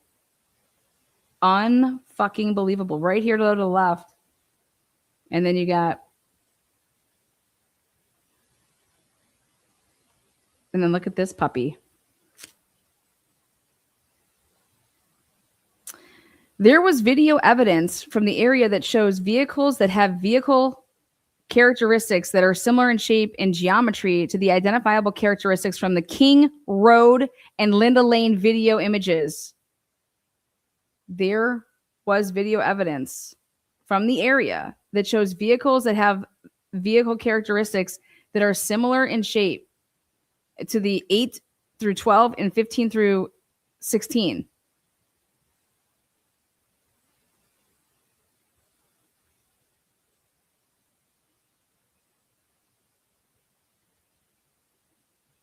Look at that. Look at where I perfectly stopped that. What do you guys think about this? This has got to be... Make yourself known, y'all. Yeah, thumbs it up, thumbs it down, do something. I mean, you're here for it. I mean, Do you understand that this report is saying, hey, they didn't do any type of, like, they're supposed to be experts. Remember when freaking Inside Edition went and got somebody to, like, hey, was that a scream? Was that a screech? Like, they're trying to, like, enhance and listen to shit and do something. Where is any work like that being done in any report to say that we used this program and did blah, blah, blah, and then we overlaid and we, here's the measurements with this. We got people doing reconstruction. I mean, what the fuck did they do in this case? They did nothing. And the family members and the friends of these victims should be absolutely fucking outraged.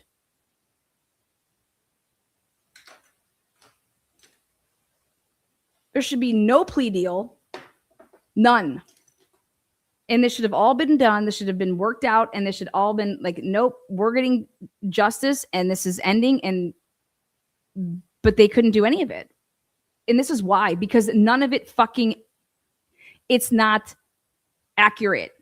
It's not right. And they fucking knew it. And they took out the specific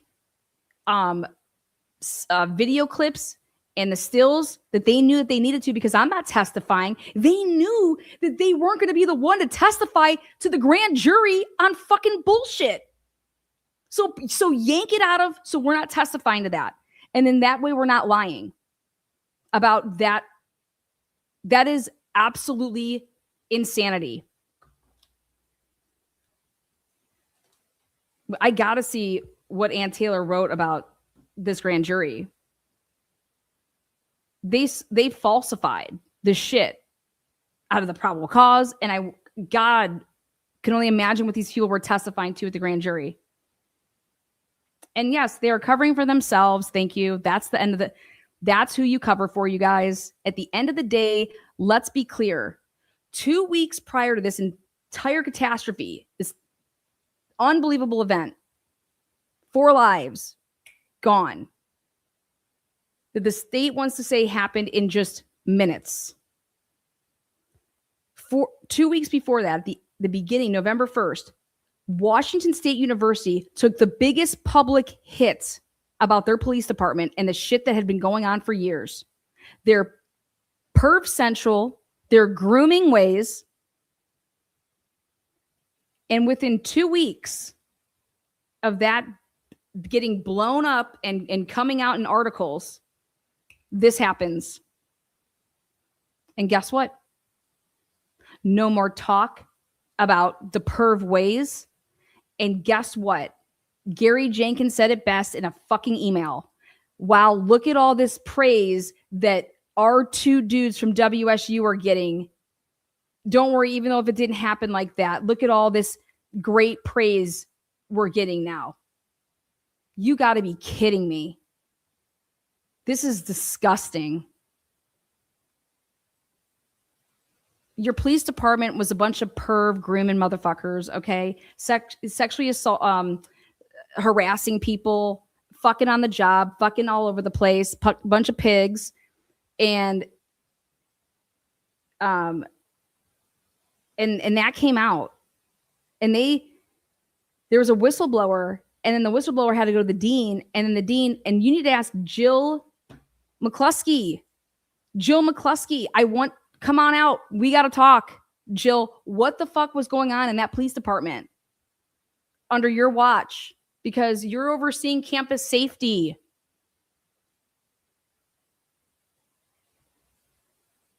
Joe McCluskey's website just got a totally, like, somebody poured a lot of money into that motherfucker. Go look at that website. I've been keeping tabs on that website over the last 4 months. That website was trash 4 months ago.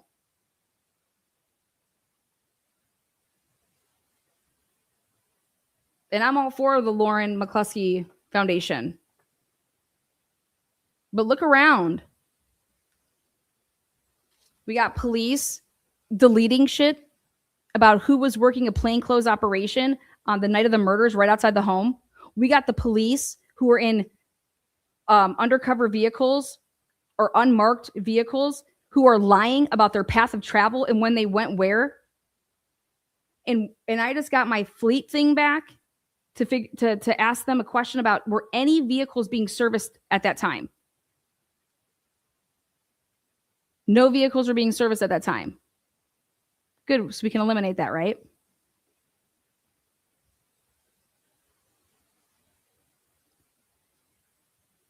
So there shouldn't be a reason that anybody would be driving their own personal use vehicle, right? That's why we went for that. It doesn't exist. There's no records that exist of any vehicles being, any of the fleets being down or anything like that. Then you have the same guy that says that he found Brian's car is the same guy that on the night of the murders, oh, he just left work and lied about why he left. Oh, from WSU. Give me a fucking break. And then you have this shit. So whatever. This channel is vindicated. I've been waiting and waiting and waiting to get my hands on that report for years. Because I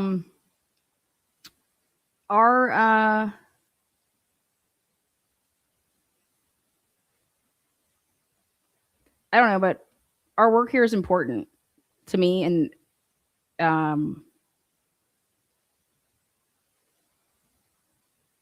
if we get stuff wrong, we're going to say it. If we get stuff right, we're going to remind you of it. But it's definitely not by lack of working and working smarter, not harder, using big brains. When something is missing, when you can look at something and you can ask yourself, wait, why isn't this there? Well, because there's a reason then. Maybe you should look a little more. Something that you should be expecting to see and it's not there. Why are they not covering that? What's missing? Why is that not there? But this shit, woo! Unbelievable. So his conclusion, his findings are, with a reasonable degree of professional and scientific certainty and subject to change if additional information becomes available, it is my opinion that number one is most of the videos relied upon by the police do not contain sufficient detail to determine the unknown suspect vehicle make or model. Number two, from the current evidence, various unknown suspect vehicles are not identifiable as a specific make and model based on the Indian Hills Drive, Linda Lane, King Road, and Paradise Drive videos.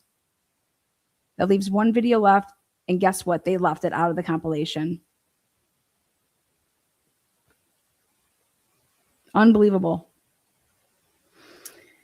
The only videos from a location near the area of the incident and generally near the time of the incident that can allow for a determination of an unknown suspect vehicle make and model were the 1125 Ridge Road videos. These videos show that it was likely a Hyundai Elantra, that car, at 401. And shares many characteristics with a Sonata or a Subaru Legacy.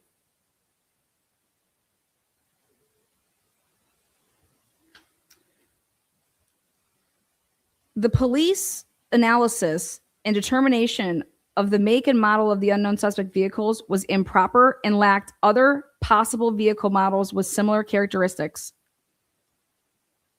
Several hours after the incident at 9 a.m., a vehicle consistent with a white 2015 Hyundai was on South Main Street. There was video evidence, and this is number 7. There was video evidence from the area on 11/13/2022 between 2 and 5 that shows vehicles that have vehicle characteristics that are similar in shape and geometry to the identifiable characteristics from the King Road and Linda Lane video images, and my heart just melted. 2 to 5. When did I say that this motherfucking shit happened? What is going on around here? 2, baby. 2. Ow. 2 a.m. 2 a.m., baby. 2. Unbelievable. Like we said, fuck yes. Just wanted to share all that, guys, with you. I mean, this is mountains of evidence. Nope. And then don't even get me started because we're going to be talking about Ruth Ballard and the Pendens, Carol and Kevin. Carol and Kevin, who I'm going to talk about tomorrow morning. They did, they're digital forensic experts, husband and wife. He's an ex-cop. He was Coeur d'Alene for a little bit, a couple years, and then he was at Spokane. And then they got with the times and were like, yeah, we're going to go do this. But I just want to say one thing about this. Again, they were unable to, they did not have any laptop or computer from Bethany Funk. You guys, how does Bethany Funk do schoolwork without a fucking laptop or a computer? You cannot go to college and not have that and expect to get good grades. I'm sorry. Where was her laptop? Where was her computer? Same thing with Ethan.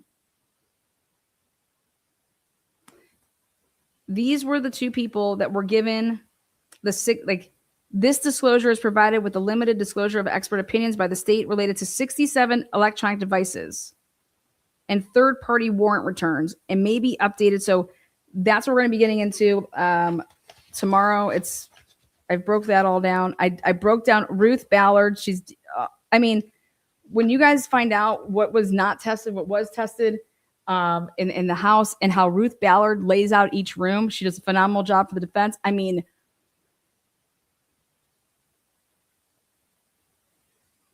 it's just overwhelming to see these people and what they're saying. Overwhelmingly to say like, wow.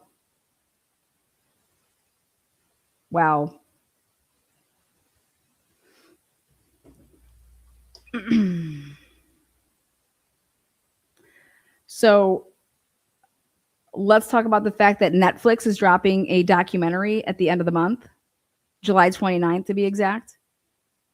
It released a trailer that's like, I don't know, a minute or two. Guess who's not in it?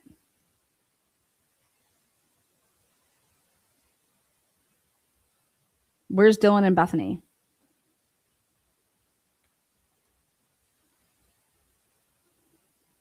Where's Brian? Where's Ann Taylor? What experts are in it?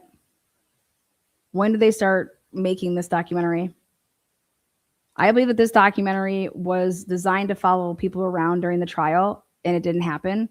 And so they had to navigate and change things up because it didn't go to trial. I believe that there's a potentiality that the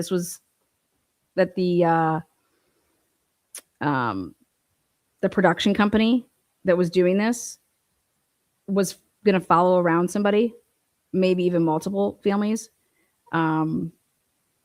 But I'm interested to see the footage that they have. I'm interested to see what if they have versions of the videos that we don't, right?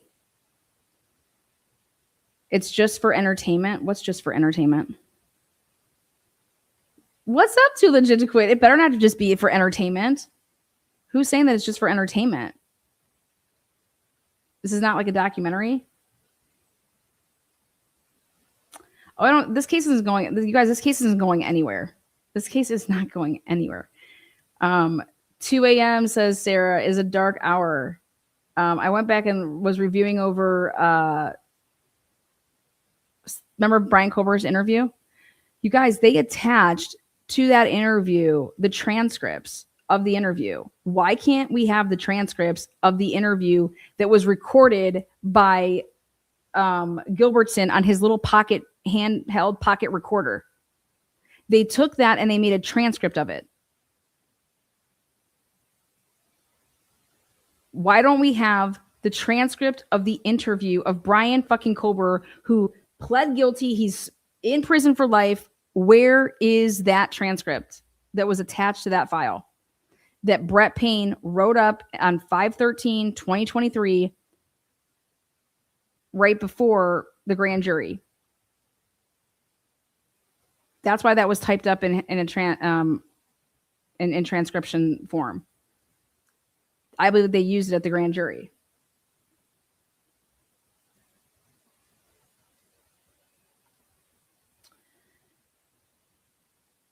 The transcript definitely exists. The transcript exists. Where is this?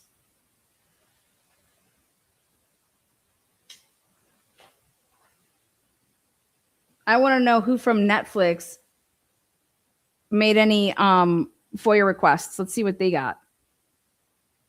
Let me show you guys what I'm talking about.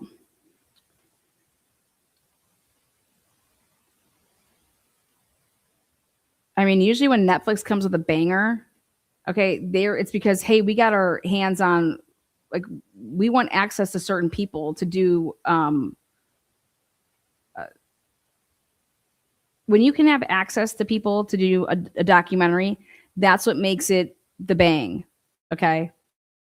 I can make a documentary that and produce it with way more stuff and put shit together than any of these people could in helping produce something. But then you also have like who can also tell. So you want to get certain people to have like these interviews with or to be part of it to talk about whatever their part was. So the question should be is who's telling the story? Because when a documentary is the slam is when you get all the people are telling their own parts. Not some fucking, journalist that's commenting about the shit, the shit that we've seen for the past, the datelines. Fuck that. You want the people that are involved in this to be talking about whatever part it is that's theirs. That's when a documentary is the tits.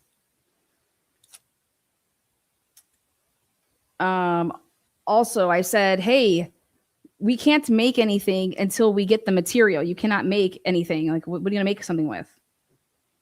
So the slow drip has caused a lot of delays with what I know I've been wanting to do. Allie, tell you about 10 memberships for all you people out there that turned green. Woo, woo, Allie, Telly. Shake it. No, we can't file anything on behalf of anybody. I just don't think that this is going away. I think that there's all of the work that was put into this, like the amounts of hours, and we know the money. Now I knew where the money was going. And when they want to say that the defense paid so much more, than the prosecution. Yeah, because the prosecution and their work product, they didn't do anything. And also their state, their government, their salaries, but not police officers. We have no idea how much the money of the FBI put into this because that's not, but they didn't do anything. There's no work product. There's no reports. There's fucking nothing. In every single one of these expert opinions, they keep saying, I don't have the other side's expert opinion. So when I get that, then I can give you my opinion about whatever they haven't opined on. And you're not supposed to be able to give an expert opinion at a trial unless it was disclosed. So like, what the fuck is going on? Hitler had all like this case schedule that was out, and it was like all of this stuff was scheduled out so far in advance, and nobody was the state was not making deadlines. They were asking for continuations with certain things, and I cannot believe that Detective Mowry, we go through all of his reports, and he was going to be the person to testify to what these phones entailed and what he saw was important. Detective Mowry? Stop it. They didn't have a fucking chance. And I'm over here like, dude, Ethan, Xana, Kaylee, Maddie, they deserve so much fucking better. What the hell is wrong with these people? Like, your work sucked. And because your work sucked and you guys didn't do anything and what you did was trash, this is what happened. They deserve so much better than you, man. God. So much fucking better.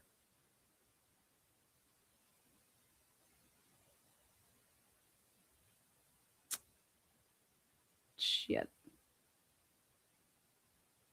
But take a look here. A full interview transcription will be attached to this case file. This report was wrote on 5/10/2023, right before the preliminary hearing. And the reason why they needed to be in transcript form like this is because it was an exhibit. And they used it, and for whatever Brett Payne, I don't know if Gilbertson testified at the grand jury, who the fuck knows, but they had transcribed this, okay? And so where is it? Because it was attached to this case file, is Moscow Police Department's shit. So that's what I want. I want the transcription, okay?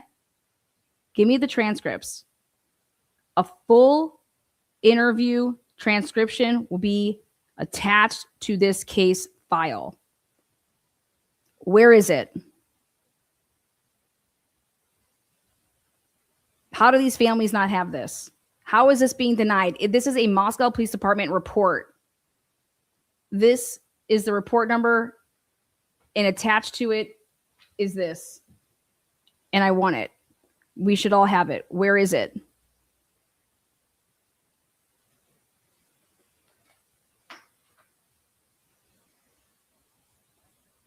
I want to remind you guys of something that Brian Kober said.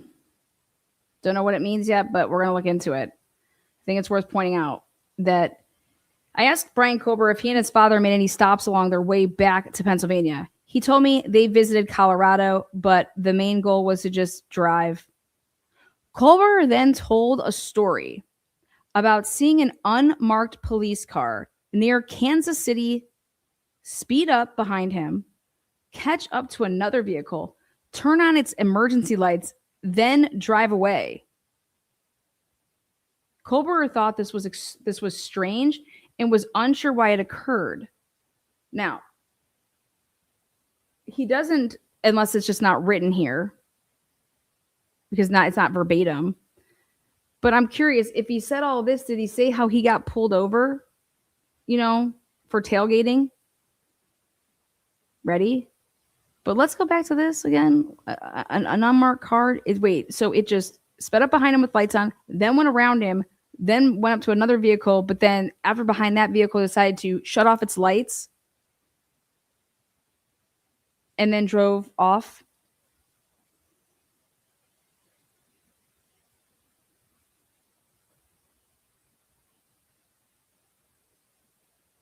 And so he thought this was strange. But he didn't think getting pulled over twice for tailgating.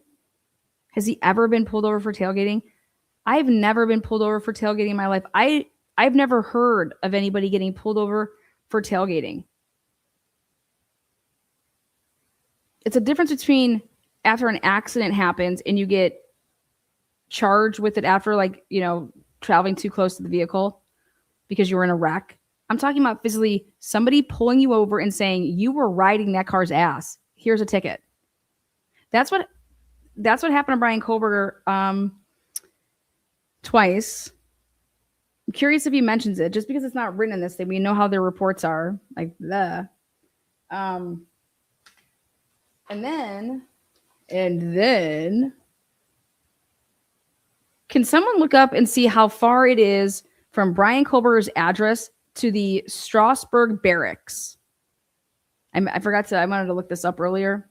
If anybody can just Google this really quick and tell me how far it is from his address, which is that 119,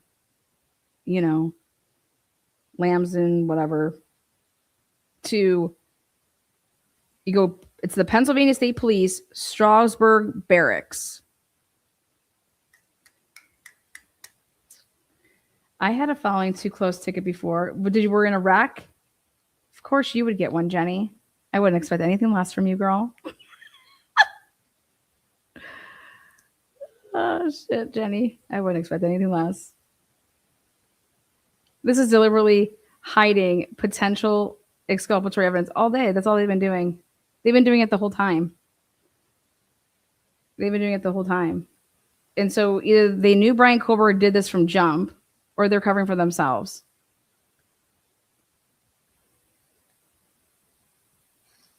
So again, STROUD. You want to right here. Pennsylvania State Police, they have the barracks. I just want to know how far it is from his home address. Is it 49 miles? Because that's the closest one. Rebecca, thank you so much. Katie, thank you so much.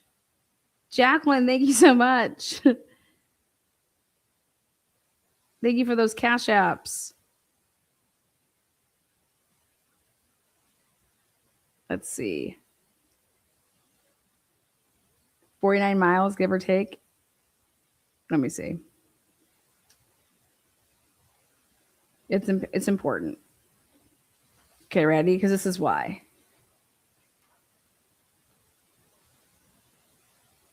Because at approximately 2 o'clock on December 30th, Brian Kober was brought to PSP, and placed in an interview room. So my question is at approximately 2, is that when he left?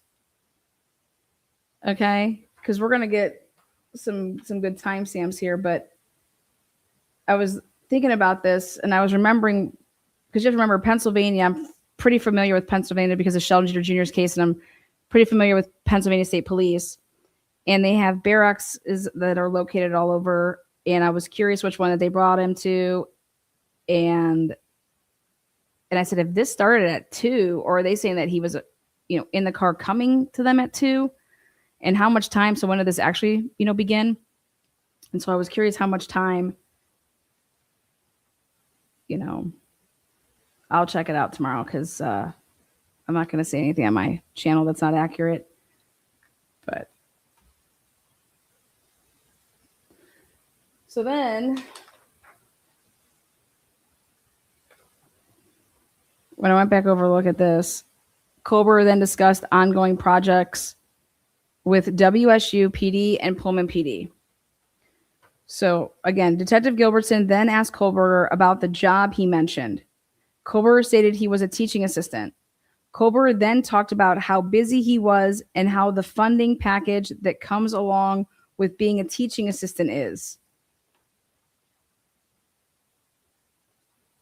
And then here it says, what makes the extra work worth it? I'm like, what kind of sentence is that? Fucking pain. But then here, Kober then discussed ongoing projects with WSU Police Department and Pullman PD. What is that about? What police projects were going on with the Pullman Police Department that Brian Kober would know about or be talking about? And same thing with WSU. I could see him saying WSU, but why is he saying Pullman Police Department? Why is he saying, and then how is there nothing more about this? And this is very significant to me with everything that we've uncovered.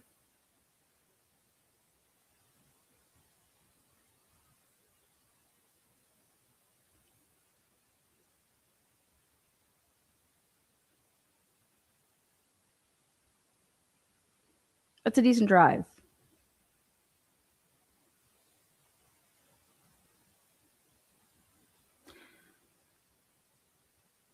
Kober then discussed ongoing projects with Washington State Police Department and Pullman Police Department. So we have homework project. I want us to know, what project could Brian Kober possibly be talking about?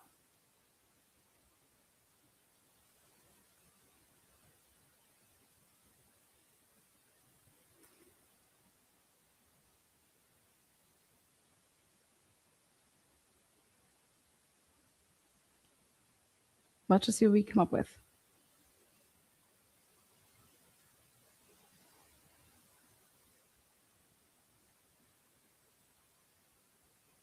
I think it's interesting. Just, Then Colbert then stated that he understood why we were engaging in small talk, but would appreciate it if we explained to him what he was doing there. Detective Gilbertson asked Colbert why he thought we were there. He said he wanted Detective Gilbertson to tell him. I'm curious if he said, I don't know. I want you to tell me why I'm here. What do you mean? Asking me? I mean, how do we think Brian would have answered that type of a question? Do you think he would have said, like, why am I here? Or do you think that he would have said, no, you're going to tell me why I'm here. I'm not going to tell you why I think I'm here. Think about that. How would Brian really have said that?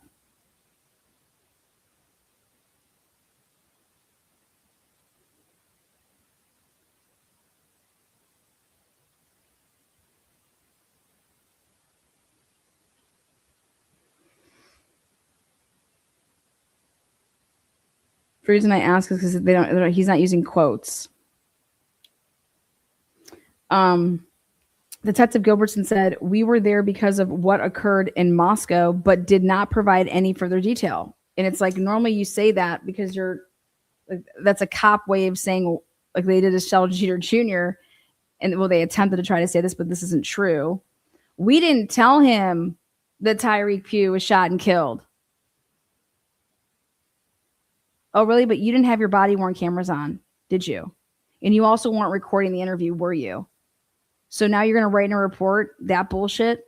Get the fuck out of here. And then I proved the fact that Sheldon Jeter Jr. had just come down the steps because he had his phone with him and he had his fucking health data on. And so it showed when his phone first started moving. So you can take your fucking report and shove it so far up your ass.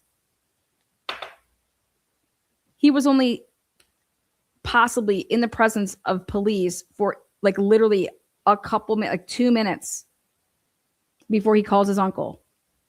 So these people can all get screwed. I don't trust Pennsylvania State Police as far as I can throw them, and I can't throw them far. They don't wear body cams. They don't have dash cams. And now we can't get the recording of this. And I said, okay, I don't want the recording. I want the transcripts.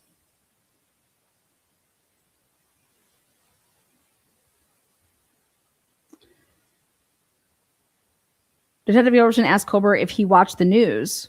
Colbert said, I watched the news. Why is he putting that in quotes? I watched the news. Was that a lie? Does Colbert not watch the news? Detective Gilbertson then asked Colbert why he thought I looked familiar. Colbert said he wasn't sure and stated, I had a familiar face and looked like someone he used to know. Curious who would be in his circle that he would be saying that about. Like, to be able to eliminate, can that even be true? Detective Gilbertson then said, we were there because of what happened in November, just off the University of Idaho campus.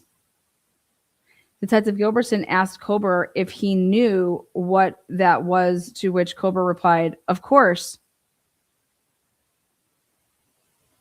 When prompting to elaborate, Colbert said it was the incident we had been investigating for how long has it been?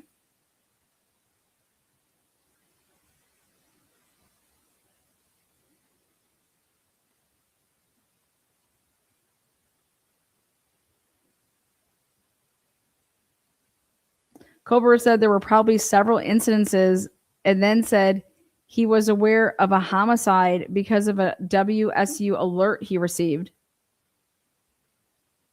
Detective Gilbertson asked when Colbert received the alert. Colbert said he wasn't sure, but thought it was sometime the previous month.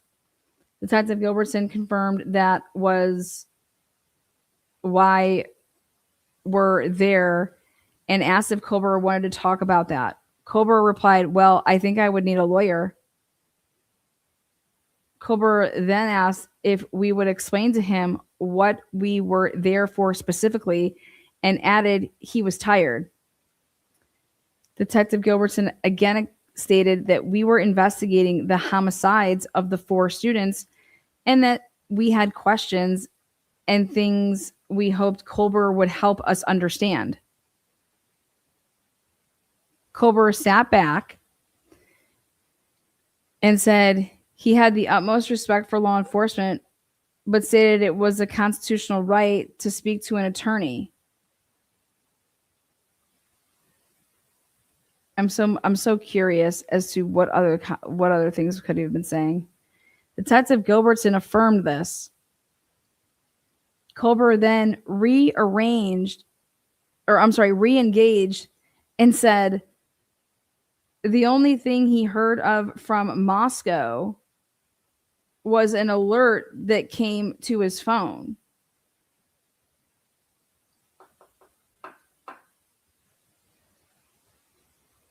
Colbert then said he wanted to talk to an attorney. Detective Gilbertson said we would stop now because Colbert wanted to speak to an attorney. Colbert then asked where his parents were and where his dog was. Colbert re-engaged again and asked what questions we should have for him. We would have for him. Detective Gilbertson then asked Colbert again if he understood his rights and asked specifically what Colbert wished. Colbert asked what specifically we wanted to talk to him about and the reason. I told Colbert he invoked his Fifth Amendment rights and we were not going to ask him any further questions.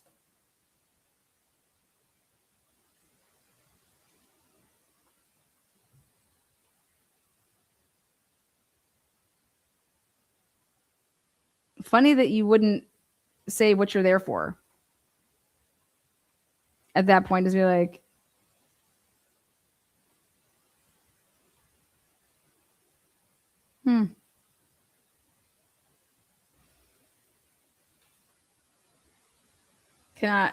there's a big old reason why they're not giving this out. Anyways, go back, run it through. The title does not disappoint. Oh my God, Moscow Police Department pulls the Main Street cameras from evidence slides and more. They pulled the Ridge Road camera at 401. Maybe I'll add that to the title as well, to the compilation. I mean, this is absolutely wild.